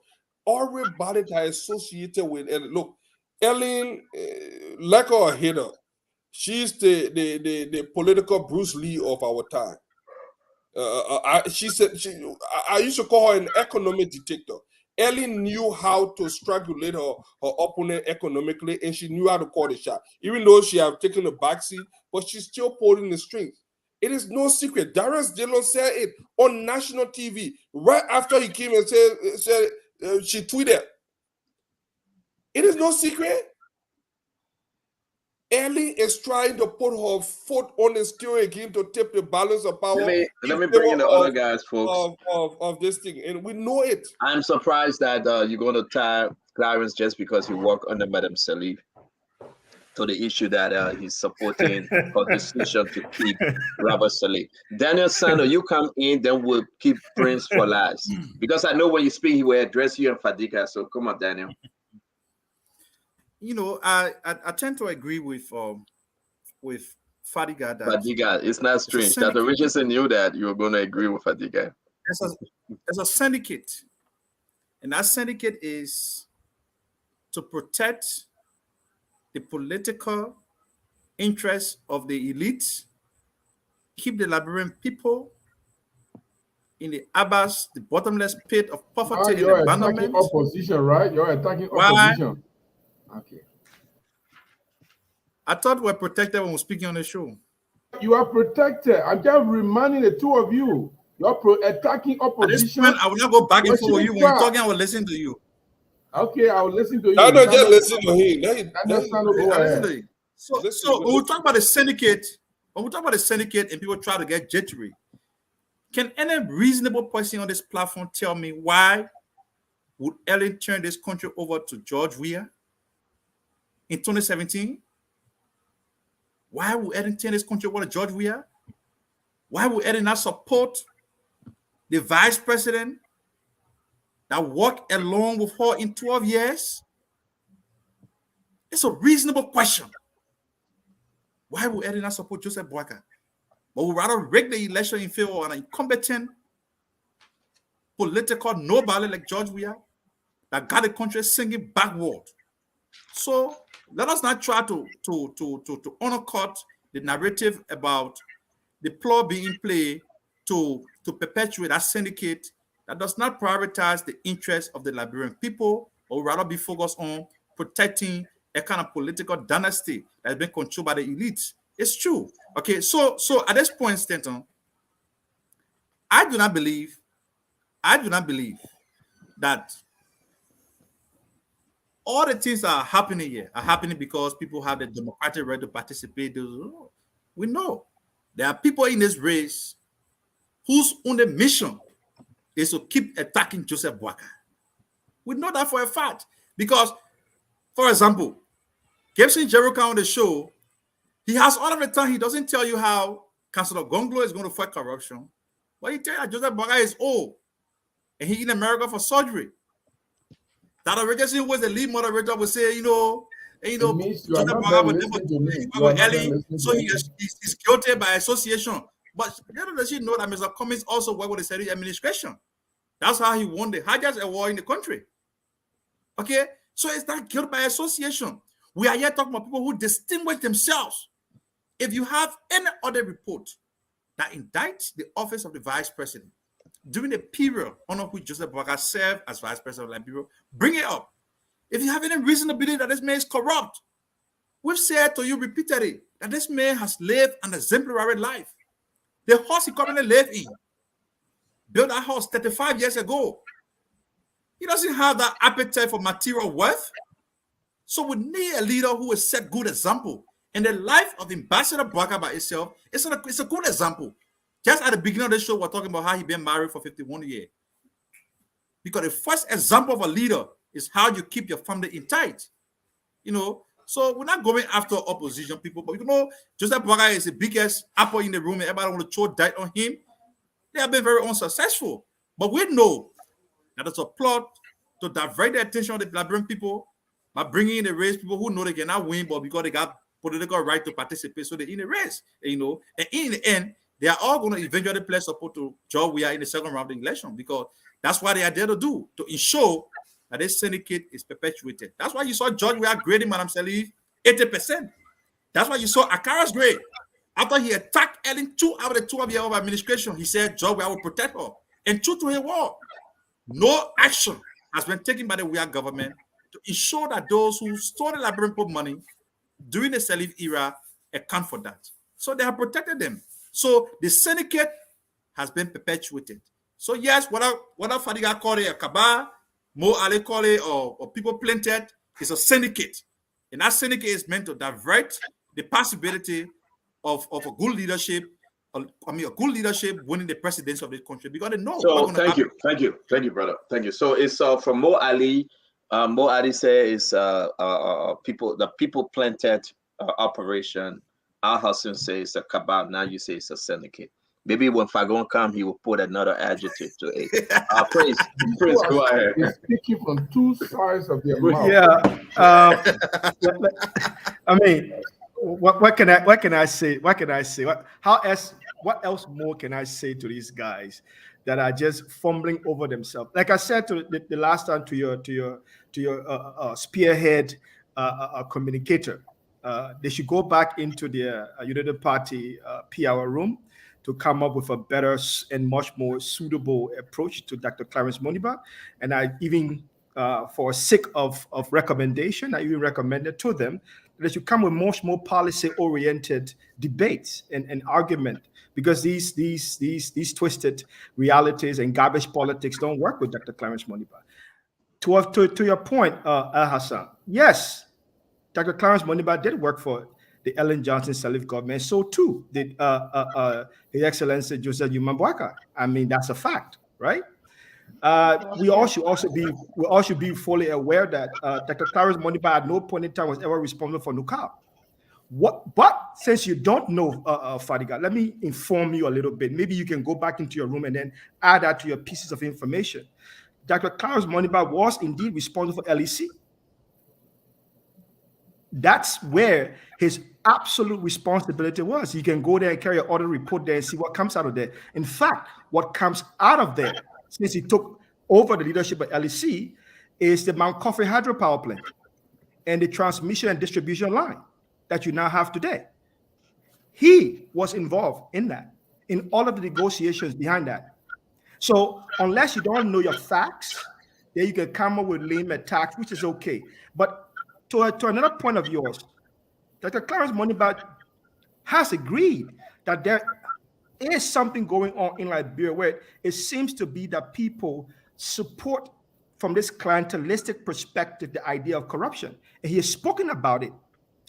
Not only that he has spoken about that, he's also made it clear that in his government, he's going to empower the rule of law to have prosecutorial power to prosecute anybody directly involved in corruption.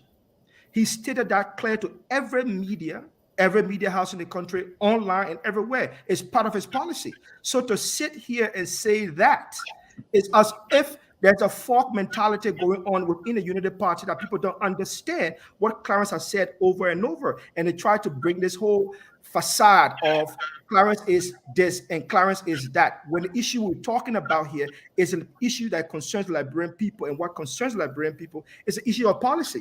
How are you going to implement the issue of water and sanitation? How are you going to make sure you have clean and safe drinking water? How are you going to make sure that children go to good schools and have better teachers in the classroom? These are things that Dr. Clarence Moniba has addressed over and over, has laid out his plan emphatically to Liberian people so they understand it, where he is and where he needs to be in every step along the way. Thank you for that. Wow. We have another clip. This one will take us home. And after this clip, we will open the phone line. Listen, it's a beautiful Saturday. I gotta go eat. Well, I have to catch up with Prince, But before you do that, though, I heard you saying. I heard you saying. It's Should good I for you say to this? respond to Should I people. say what you told me today again, or you want me to be quiet because you said a lot? If you want me to say, I will say. I don't want you to say that I'm putting your business out there. Your investigation is not over. What's Yeah, this but thing guy about? you will What's say this it. thing So about? let's say you want to say What's this anything, thing say I about can't Charles remember. Bronskin? What's this thing about Charles Bronskin? You say you are blaming the folks from the Bronskin camp that they kept a secret. Can you talk to us about that secret you were talking about, Hussein?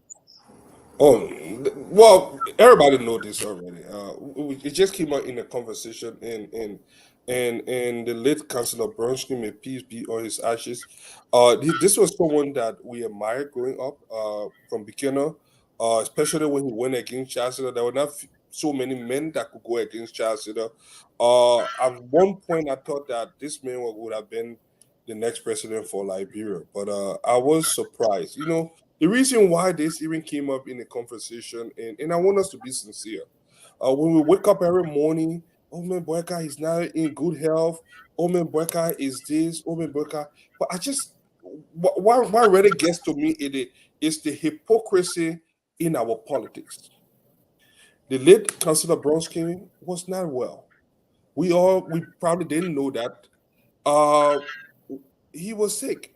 Given the information that we found out later on that he was not well, uh, given his diagnosis, he would have probably passed away a few months after the election if he had won that election. And Charlie knew this. The family knew this. They hid it from the entire public. I mean, it's sad that we are saying this today, but the reason why this even came out to be a thing is these are the same people that are using it and they are weaponizing it against Ambassador Boyka. At least he has been transparent. Nobody would have known that he went to the hospital, had a pacemaker or something. It's happened. It happened even with younger people. I have a young friend about the same age that had a heart transplant somewhere in New Jersey. He's perfect now, but it happened to even the youngest of us. But when I see the hypocrisy with these people, knowing fully well that they would have given a man that probably would have left the country over to his vice president barely 3 months or 4 months after he becomes president, and now they want to question the health of a man that is going like using and say Pokoyoko. He's going, he's energetic, he's dancing, he's at a town hall right now. Hopefully I'll be going there soon. And just moving about his normal business, and people keep attacking his health. People keep making it a scene. People keep praying that something bad will happen to him because Thank you, that is Fadiga. Fadiga. Fadiga, and this is So that's the reason why I mentioned it. Fadiga. Why are you bringing this up? I know. Listen, he's from a decent family. A good No, politician that passed away. Why are you bringing it up at this time? I mean, No, if the I'm people not. kept No, this story, they you- kept that as a secret. If they kept it as a secret, why you think is equivalent to the complaint the the opposition moral will come up? equivalence here, or the hypocrisy here that I'm trying to shed light on, is the fact that our politicians are not sincere. And those that want us to believe that they have clean hands have ulterior motives. It's not about the interest, like just to agree with my good friend Maxwell here, that we have bigger issues to talk about. When I look around and see our children turning into zombies, when I look around and see our nation for the last 6 years have not attracted any foreign direct investment, and when I look around, I see, well, I don't want to go about the whole hydro plant thing, because that is one place that I don't think Dr. Monima even want to go around, because we dealt with him on that whole thing and he tried to stay away from it. No, he was standing. He was there. Dr. Monima tried to stay away from that conversation. I have to laugh about that. No, it is true because if you look at yeah, but so we shouldn't go to this. I know you guys will do your thing now. Gibson, I see you shaking your head, Gibson.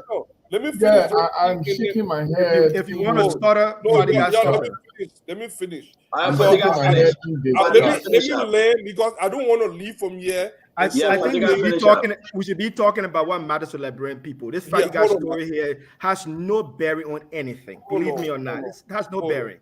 The information of Dr. Clarence Moniba work at the LEC is emphatic. It's in stone. Well, it is also in stone. All right, and there is no issue of anything. Fadiga, your time is up. So exactly. Your time is up. The man brought in something I wanted to ask my question. So Fadiga, your time is up. No, my timing. Let me ask the gentleman my question. The thing here is Dr. Monima came in. Fadiga, let's move on. Let's move on. Fadiga, let's move on. You cannot give misinformation. Let's move on. Let's move on. I will spend almost $500 million on. Let's move on, Fadiga. Fadiga, let me ask you a question. Is the dam broken? Is it broken? Let me tell you what happened with that. Go right next door. So now you're the expert now. You're the expert. Hold on. Okay, so Fadiga is now an expert on electricity. I'm not an expert. Dr. Monima ran away from this story all the time. And he said, oh, no, I was Fadiga ran away with premature word used for little children. Dr. Clarence ran away.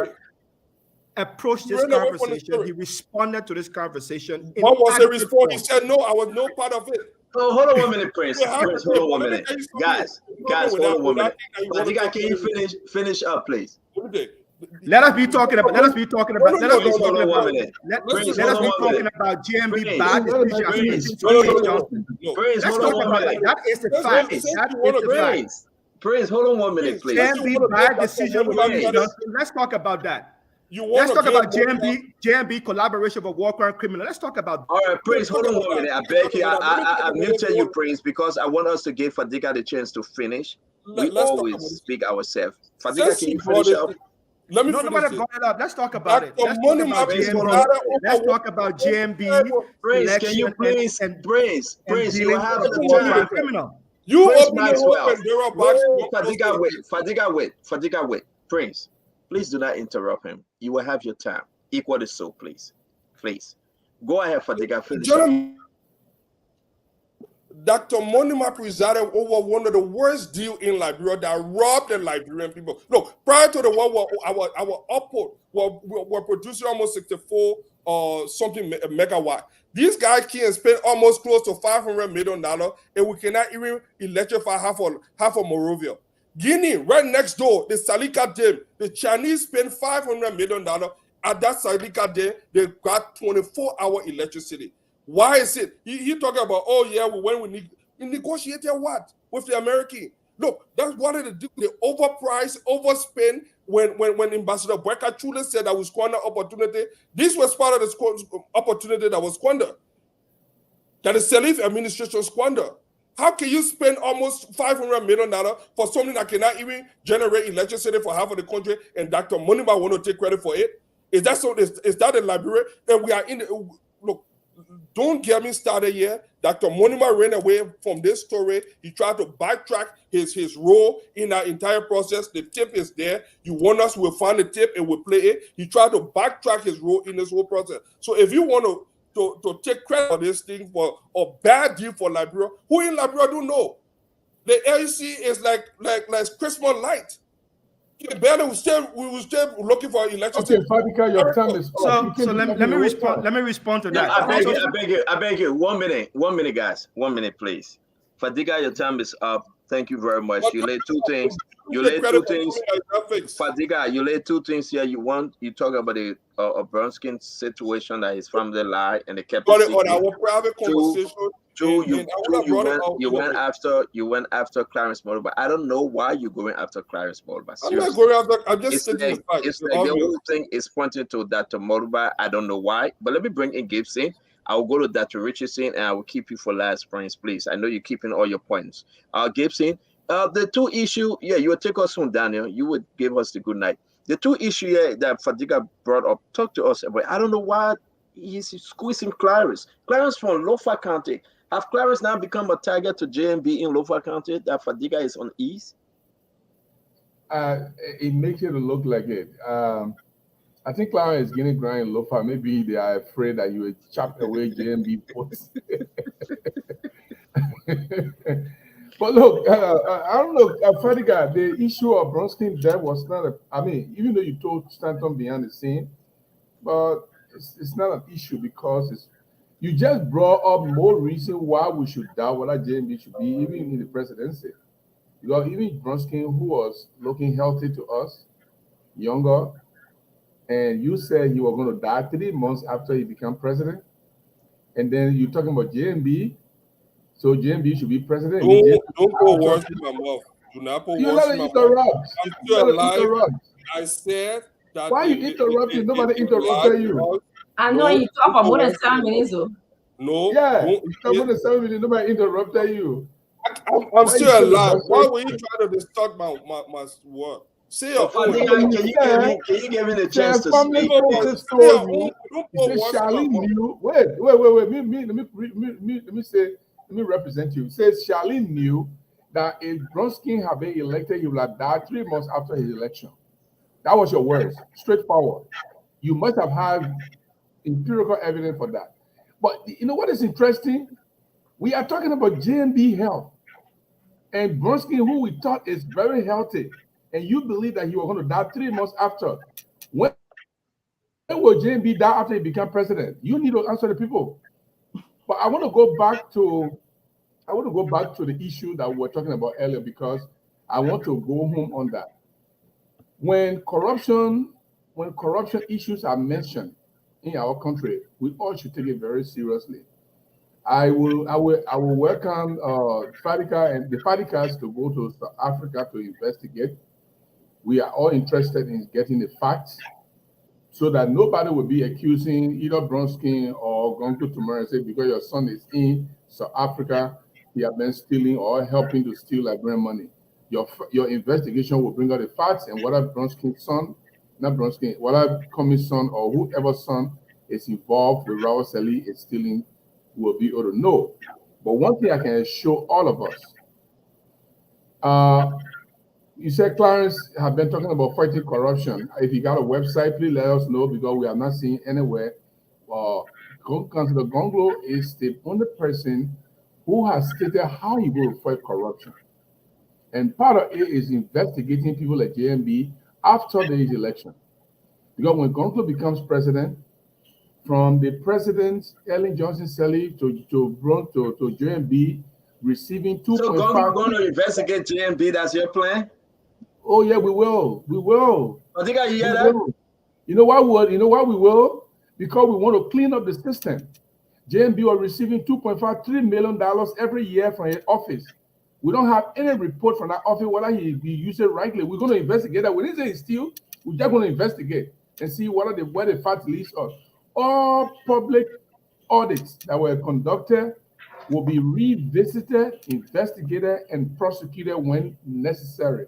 So Councillor Gonglo has a bigger plan of how he's going to investigate. Now, finally, before I pause, when we're talking about people speaking against corruption, you shouldn't talk because JMB has worked with all the government in Liberia. He never spoke against one. He always cooperated with all the government. He got no history of going against any corruption thing. He got no history of going against any tyranny. He got no history of going against any dictatorship. He always worked with all the dictators and all the people. He always did that. He ain't got no record of fighting anything. So when you come on this show and you're talking about the man will fight corruption, I don't know how. The man, a blood ain't get it. A blood never fought for corruption before. So I want to know how you're going to do that. But I can guarantee you that Councillor Gonglo is very ready, prepared, and he's very much serious about ending corruption in Liberia. I'll pause. Thank you very much, Sando, Daniel Sando. Fadiga, are you a Liberian citizen now? Yeah, my man, but you say you were pausing, you asked the man that question. That's how I was going. I want to The man know. from Grand Bassa. He was born in No, Grand Bassa. they may not say anything yet. Are you a Liberian? Are you a Liberian? They may not say anything yet. Let me tell you why he's not saying Are anything you a yet. Liberian? Yes, my mom and pa Liberian, so I'm a Liberian. But for Good. you, the law says when you reach the But you age of can't do this. 21, You know, I'm gonna mute Gibson. You finish Gibson talking. Jaru. No, No, Gibson, you I can't have do a that. Liberian passport. You want to see my Liberian passport? You want to see my Liberian Daniel, passport? let's go. Daniel, please talk to us. No, Gibson yes, just- go on. Let me go to my passport. So I mean the two issues I will not speak to it because I do believe that the death of Councillor Bromsky is something that still pains me. I do believe that we'll not be having all the conversation we're having about the president of the country building mansions, stealing for himself, and being very laissez-faire about the state of governance in the country, has someone like Councillor Bromsky won the election in 2017. So it's somebody whom I respected. I worked with him. And I still hold dearly his memory. But we have to understand that some of the position his daughter has taken, she has gone on the radio talking about her father's health and everything. And that's why we refrain from talking about it in the Liberty Party. But she has gone ahead to talk about it. So maybe I would say Fadiga can reference her, but I mean, I wouldn't want to talk about it because it was a very sad incident. So, but I do believe that, that being said, I do believe that the reason why the other smaller candidates in the election will try to attack Joseph Boakai, because that's the only way they can insert themselves in the debate, you know. And the next time we come here, we're going to avoid doing any such thing. I would rather we speak to what our respective You would candidates say can do. this every day, and you would be the one starting the attack. I didn't start the attack today. At the end of the show, you want to avoid doing such thing. Come on, You man. know, so I mean, but the only way we can mention Moruba is when they attack Joseph Boakai. The only way we mention Cummings is when that regency come and say, oh, Joseph Boakai, tell them why you were doing this and that, you know. So I mean, that being said, we want to stick to the issues. And I have said that the election is a two-horse race. There is nothing imaginary that will happen between now and October 10 that will turn the tides the way of Cummings or Mr. Moruba. We do respect their rights as Liberian citizens to contest. But one thing we have to constantly remind them of, that let us look at a bigger picture. Stanton Waterspoon is a Liberian. I was in Fadiga as a Liberian. I would not be like Gibson Gerald to question his citizenship. They have the right to equally contest for president of Liberia. But they have said that we cannot crowd the political field because we know we cannot win. You can't win this election by simple, you need absolute majority. So going into a race that is already, from our indication, between two candidates, and we all know very well that the country is hurt by the bad policy of the weird government. The country the country needs to be rescued so that we can get the country working again. I think the only thing we can do, the only patriotic thing to do in the instant, is to rally around the leading opposition candidate, and that person is Joseph Boakai. And that is why some of us are very unapologetic about our support to the rescue mission, because it is not about Joseph Boakai. It's about Liberia. If we sit on this platform and keep playing politics, oh, he was corrupt, he didn't get no history of any corruption, he did it not. And George Weah comes and win the election, we'll all have ourselves to blame. We're going to have ourselves to blame. So I respect Mr. Cummings, people. I respect Monuba. I respect Mr. Gonglo. He's a very decent lawyer. But we have to understand that they cannot pull the tricks for the victory that we need against George Weah. The only person currently alive in this race that can do so is Joseph Boakai. So our support to him is not that we don't have respect for the other people, even though I have fundamental issues with the way Mr. Cummings has carried himself. But we have to look at the bigger picture. Liberia is bleeding on George Weah. Liberia is bleeding. Do you want to play politics and allow this country to learn to the hands of George Weah for the second term? What happened to the children that are dying from drugs every day? So we have to join the rescue this country, and we have to stop the ordinary backbiting every day. Oh, Joseph Boagen win. Oh, he's going to die tomorrow. He in America for surgery. This man is the biggest killing in the race. You see all of the police going the way Joseph Boaken. Look at the country. Look at the massive turnout yesterday. No mobilization. Just Facebook posts and call the people on the radio, say, let's go and open the office. They were there. Other politicians will carry yellow buses to truck people. We don't do that. So the natural appetite is there for Joseph Boaken. It's a passionate plea to our brothers. I know you people come with for experience. Oh, Mr. Comey, that clean here. Not a time for him here. He can wait, Let him just wait.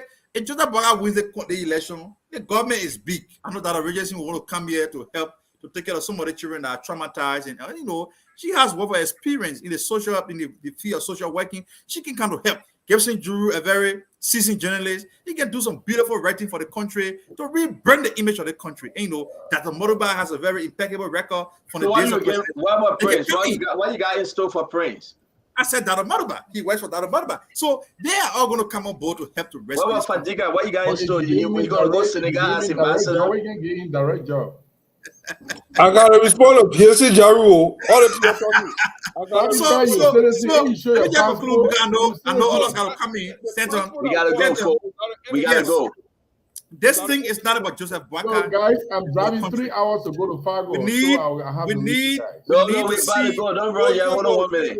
We need Dana, we hear your story, man. We gotta go. Fadiga, real quick. Put on your passport. Put on your passport real quick. Stanton.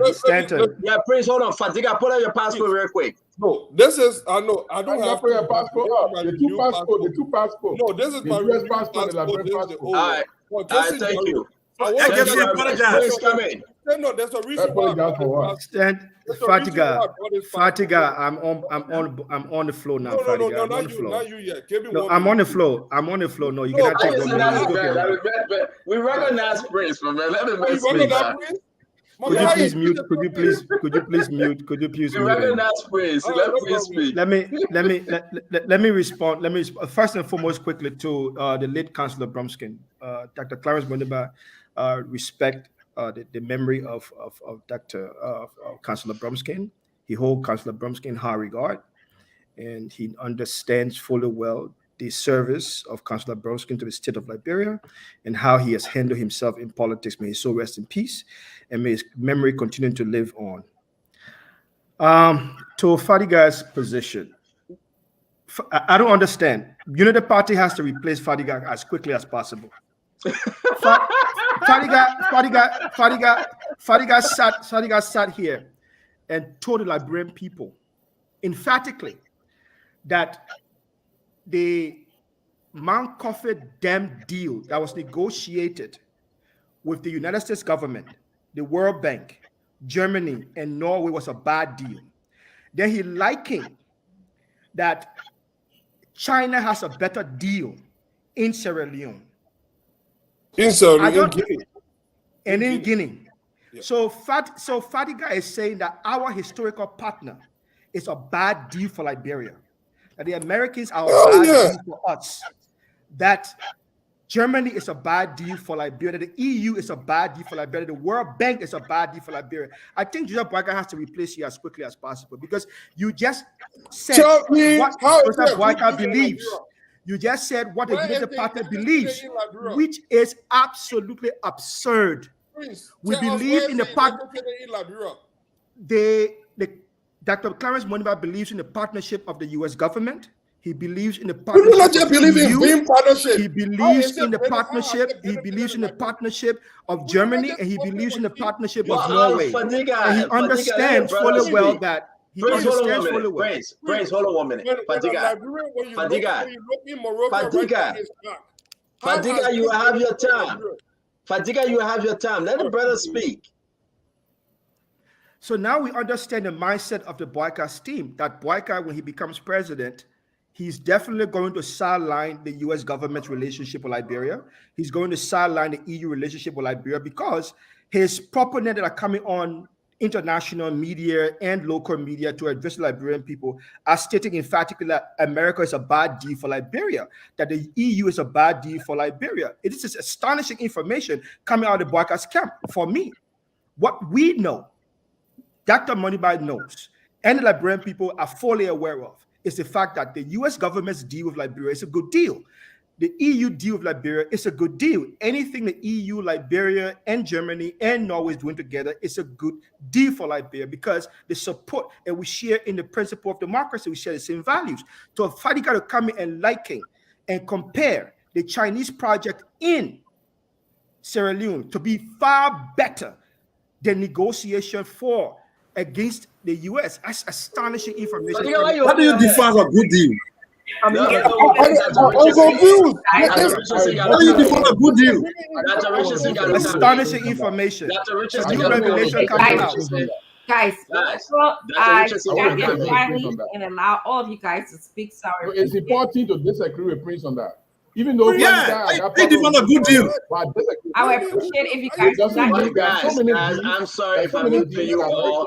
Dr. Richardson Dr. Richardson got to speak, please. Dr. Richardson, go ahead. So I would appreciate it if when I'm speaking, you guys do not speak. And I wrote my notes down. That's what I was doing. I was sitting there quiet so I can make to make Dr. sure. Richardson, happy that Prince on her side, Jeru on her side. Yes. Go ahead, Dr. Richardson. Interrupting me again. You know, I find it interesting that when we talk about Buckeye, Daniel Sano and Fadiga often say we're attacking Buckeye. I don't understand. Isn't Buckeye in this race? We are not attacking him. We are drawing a contrast between our candidate and Buckeye. If he's in this race, it will be a great hypocrisy if we do not speak about him, as you guys do not want to speak about him. Stanton, why are you doing that? Buckeye was in bed with Kuhn.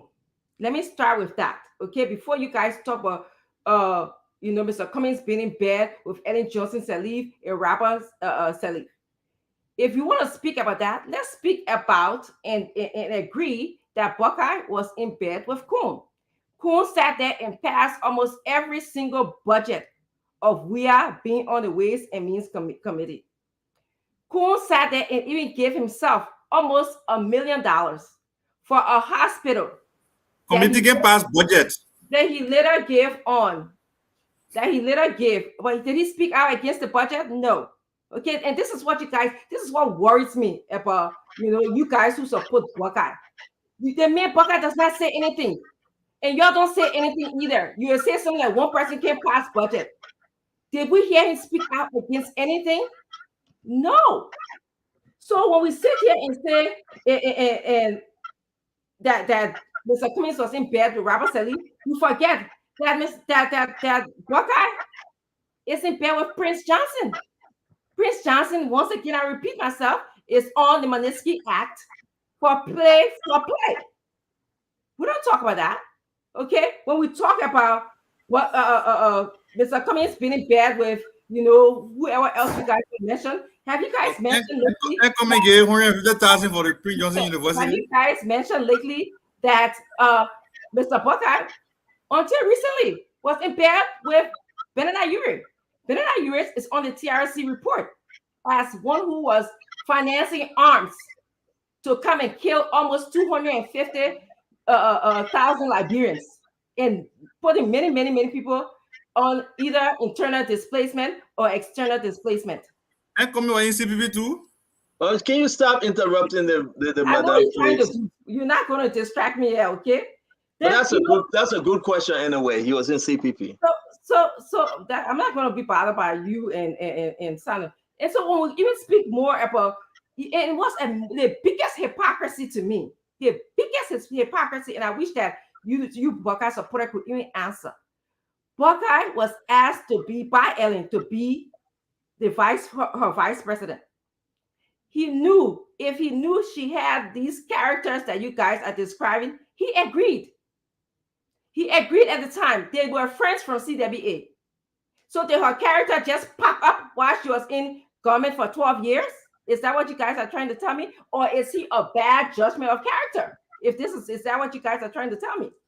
Secondly, he stayed with Ellen for 12 years. 12 long, hard freaking years. Oh, the family show, freaking. Okay. That's an adjective. And thank you. And never said anything. When was the last time we heard Buckeye speak about anything in the country? Adolph Lawrence died, never said anything. Princess Cooper never said anything. I believe one time he said, oh, when something is interesting, then I will talk about it. I don't just talk about everything. Is he the one that will define what is interesting, or is it the Liberian people that will define what is interesting to them? Buckeye sat down there, and like Father God said, Ellen was an economic dictator. He served an economic dictator for 12 long freaking years, and never said. Dr. Richardson, can you? I'm sorry. Let's use a different adjective. Thank you. It should be the negative one. I will. Sorry. And in so many words, he protected her by not saying anything. And you know, Father God want to justify, say, oh, you know, people don't speak about their boss. That's a quick way to get fired. Father God, we're talking about now. The man is running to be president. Let's say I gave you, for argument's sake, I gave you, okay, he didn't want to be an insubordinate to his boss, but he's running now. What has he said?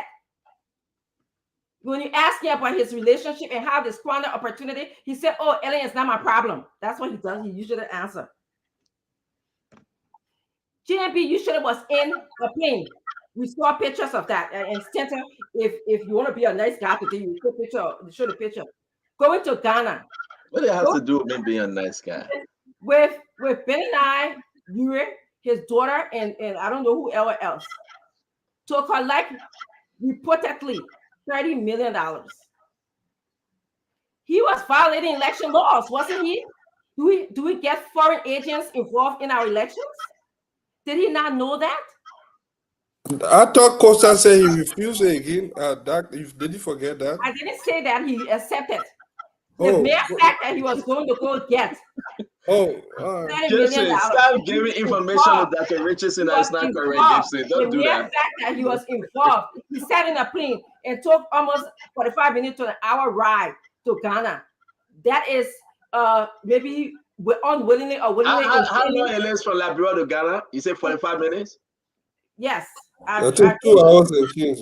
I don't know. I know I took the airplane from Ghana to Liberia, so that is the least of my problem. I know you guys trying to distract me, but we'll get back to the podcast story.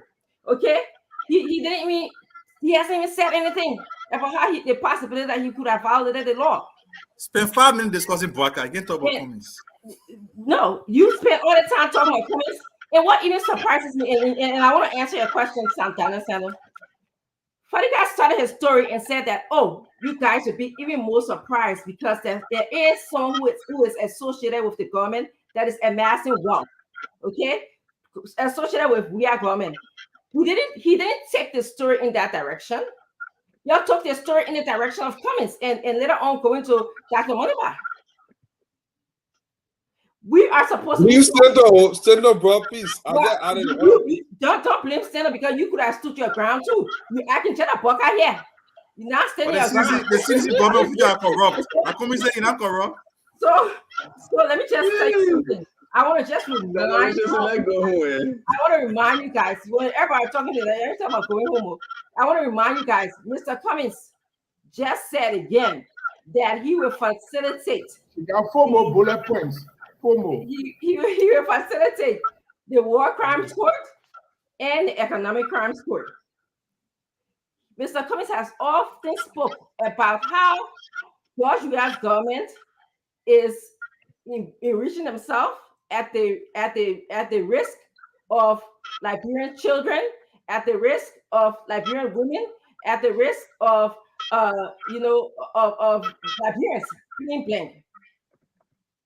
So to close, I just want to say, if you guys say we shouldn't talk about opposition, I'm just drawing a contrast between Mr. Cummings, someone who has spoken about issues repeatedly, economic issue, social issue, political issue repeatedly, versus your candidate, Burkhardt, who has said nothing. And the Liberian people will decide.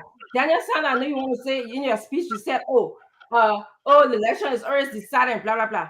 I believe in democracy, and so does Mr. Cummings. Until October 10th, when the Liberian people who are the ultimate decision maker, not you, not anybody on this show, will decide the elections in Liberia, other than Liberian people who have the power that is inherent in them to tell us who they want to be their leader. At this point, my job is to tell them the difference. Thank you. Mr. Thank you Cummings very on a much. wild Thank goose you. chase. We want to say a beautiful show. Join us. I'll bring you in Hassan. Join us on Monday. We're going to have John Malu II. John Malu, you know him. Probably you have heard of him. He will be here to discuss further on everything he did when he was working as an Auditor General. We're going to have John Malu. It will be very interesting. He went after Madame Salif. He will talk to us about Locale. He will talk to us about his game plan for Mr. Boyka and how he intends to raise money. Because if you look at the flyer, they brought him in as a consultant and a fundraiser. So we want to dig into that background of John Malu. Now, it's very interesting though. We have an issue right now as we speak. And maybe Fadika and Daniel Sander will come after me on this one. I'm confused and I want to ask John Malu. Diaspora campaign collaboration. Invite you to Downwave Rescue 1, His Excellency Joseph Yema Boyka. Today, it's happening today. That's why Fagon is not on the show. Mempe Gono is there. Al Hassan is going to attend. They are all in Minnesota right now as we speak. VIP ticket is $500. Regular 100. Folks, which one of the Unity Party organization hosting this program? To my knowledge, and this may be surprising to you guys, they have 3 different Unity Party Canada-based organizations headed by 3 different chairmen. They can come and say 2. And I hope they solve this problem before JMB leave Minnesota. I hope they raise money, because on Monday, I want to ask John Malu, are you aware of this money and where this money is going? It's not about you love Joseph Boyka so you can succumb yourself to anything whatsoever. That's the issue, and we need to discuss it, folks. I'm not picking on anyone, but I want to say, and I think Jerry Gibson will agree with me here today, there will be a problem from the fundraiser tonight. I hope we get a total amount and we can. There's also a $50 ticket too. There's a $50. For transparency purposes, we get a total amount. There's a chairman right now in Pennsylvania. He said he's the overall chairman for Unity Party in the diaspora. There's a chairman right now in Minnesota. Who's who? Who the real chairman? I mean, Prince, are you hearing what I'm saying? Reverend Tuppe, who's the real chairman? It's a Joseph Boyka trait. Everywhere he goes, there's always confusion. Everybody. I'm not trying to put it on JMB, and that's not my 2 cents. I want Sano, Daniel Sano, DOS. Because who's the real chairman, Dr. Richardson? What's going on? You got chairman in Minnesota. You got chairman in Pennsylvania. Now the one in Pennsylvania cannot go there because they cannot see eye to eye. And this whole conflict about what kind of program we're having today, we want to know where the money going. And I will be the one to say, Daniel Sano, as much as I try to be in the middle, the Liberian people deserve better information. Can you tell us who's the real chairman that is working with the Unity Party organization in Liberia? Do you know Daniel Sano, Alpha Diga? Do you know? That's what happened when you have lazy leadership. Before Fadiga comes in, I think we have to be able to distinguish, or first of all, establish that during the period of campaign, the campaign team will take charge of the campaign activities. And that is done in collaboration with the party auxiliaries of all organs of the party. So the campaign diaspora coordination is different from the Unity Party. No. I think you are. No. You're wrong. Brother, you are wrong.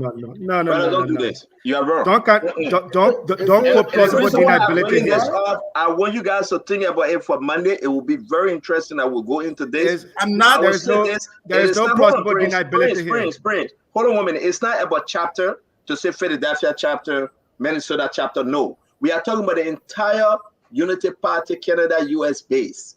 It's not about a state chapter. But Stanton, when you want to get information about the Unity Party, you speak to Mo Ali. I'm not in the Unity Party. I'm telling you something that I know about the campaign. Okay? And I will not pretend about that. I'm not on the show today. Why you think Mo Ali not on the show? Oh, Stanton, let me Why? provide Don't beg me. Don't beg me when If you guys are that close with the authority, If you guys are that close with the authority to speak, then you should not be on air. If you guys are that close with the authority to speak, don't be on air. Don't be on air. That young man from Monova Party, they simply respect the view of the person who recognizes. If you guys have no authority to answer questions, you should not be on air. It's that simple. Mr. Prince Don't refer Maxwell. to Monimba that is not around. Mr. Prince Maxwell. Let me hear from Gibson. The rescue mission is not I gotta go. The distinction between the campaign and the Unity Party. There's a distinction between the campaign and the Unity Party. And if Stanton doesn't know anything on the Unity Party, Absolutely. Yes, an issue. Hold on 1 minute, Daniel. Hold on 1 minute. There's a reason Mo Ali now on the show today. But Monday, we're addressing Hussein. Please talk to us. Do you think Mo Ali is shy over this? Yes. Yes, he did. I want to get clear. I know Prince mentioned that my views are the official views. Oh, so you leaving the Unity Party chairman thing? You going different? You said it's a bad thing. One thing I said it as an individual. One thing I would say. Oh, now you're saying as an individual now. No, I want us. Oh, now it's a personal view now.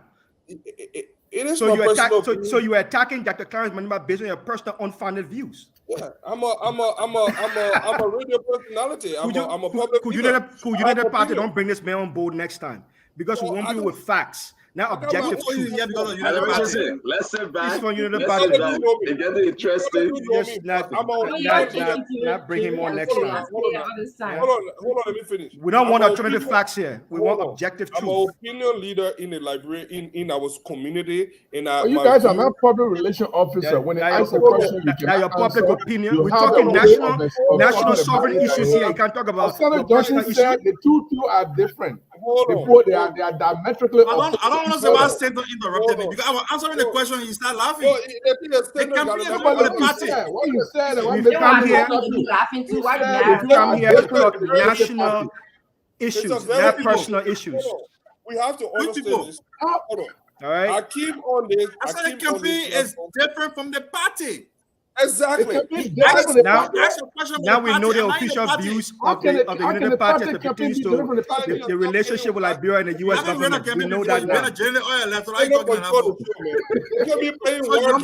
It's a bad deal. We know that's a bad deal. You guys playing war games. Let's elevate. And the Chinese deal, the Chinese deal in Sierra Leone is a better deal. We got that. You want to walk back your statement now? You want to walk back your statement? Oh, it's a bad deal. So America deal with Liberia is always a bad deal. This is why. Hold on. This is why we do not want. We got the official position of the Unity Party. We want to appreciate every one of you. We want to appreciate every one of you, Fadiga. Who told you Eric not coming America? Hold on, Daniel Sano. Prince, hold on 1 minute. Daniel Sano, hold on 1 minute. Go ahead, Fadiga. Finish up, please. The thing here is I don't know how long you've been involved in Liberian politics, but this is one of the more reason why we cannot have Monima as president for Liberia, because we do not need another puppet. Look, this is a country that we saw. Since 1926, we saw a rubber deal. How many Liberians? The man goes on the rant. You come in, Prince. Hold on 1 minute. The man ran away for his own view on the electricity. So but you cannot call the political leader a puppet, bro. He is a puppet. This man is telling us that everything from the United States is good for Liberia, where it is glaring in Liberia that thank the bro that $520 million nonsense in Liberia. We can't even have curry on Broad Street. Look at our neighbor that went and got. As I have to go, thank you very much. A wonderful show, Prince. It's good to have you, man. I like the strength you bring to the discussion. Thank you very much. Keep safe. Have a wonderful drive to where you are going. Thank you, Daniel Sano. Thank you. Alpha Diga. I'm not cutting you off. Fadiga, I'm not cutting you off. Online all day and we just let it go. How can Clarence Monument tell me say everything about America that I've done to Liberia is true? When they see people support their coup, they do a whole lot of support. Does that make his political leader You say the man support their coup? Does that make his political leader I'm just telling you that everything in America have done for Liberia have benefited us. When the people on Broad Street cannot have elected, that's an end game. Because you say everything America is good for Liberia, then who are you? How is Clarence comment equated to you call him that a monument? If you say everything about America in Liberia is because it comes from America, Clarence, you say yes, it comes from the British, it should be good for us. Prince comment Clarence attitude. How have we benefited from fires too? These guys spend almost $500 million for a McCoffey dam that cannot even produce it. My question to you, I want you to answer the question. How is Prince comment about giving America that acclamation? Who is a puppet? To you calling? No. I'm asking my question. How is it equated to you calling another political leader a puppet? A puppet is someone that believes everything that comes from another person will all use his own mind. Was it Karen who said that? It was Mr. Monba who said that? Whatever he said, a political leader will do that because of my view. That means because the view came from everything you say represents Clarence. Everything you said here today, we should hold you for JNB. No, he mentioned that he was speaking. When it comes to you, we can't hold JNB responsible. But when it comes to Prince, whatever Prince say, this guy called me. The man said, Gibson, he said that. I support JNB. I do not speak for the party. I speak as a supporter of JNB. I do not speak for the. I do not have the authority to speak. What is Prince status? What is Prince status? I don't know his status. I don't know how he came here. You don't know Prince status on the show? I don't know how he came here. I know that he has a terrible relationship with the coup. He has a terrible relationship with the coup. He doesn't say the crazy. For the guy said you don't know how to make him here. They keep changing. I don't know the beginning. You can bring no electricity in Liberia. They can say Guinea had 24-hour electricity. Can any Liberian say they got electricity for that money that is spent? We spent $500 million. What did we benefit saying was a good deal?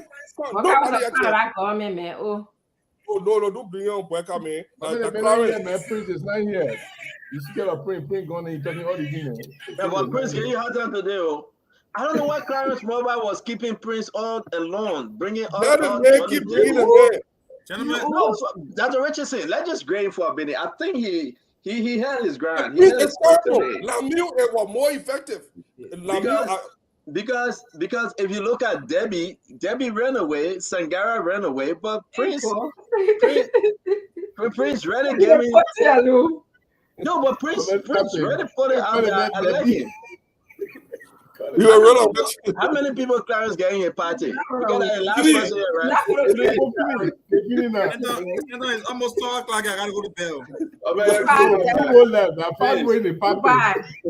Thank you very much. Have a good one. Yeah.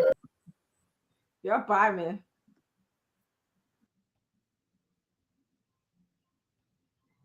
Let me get out of here.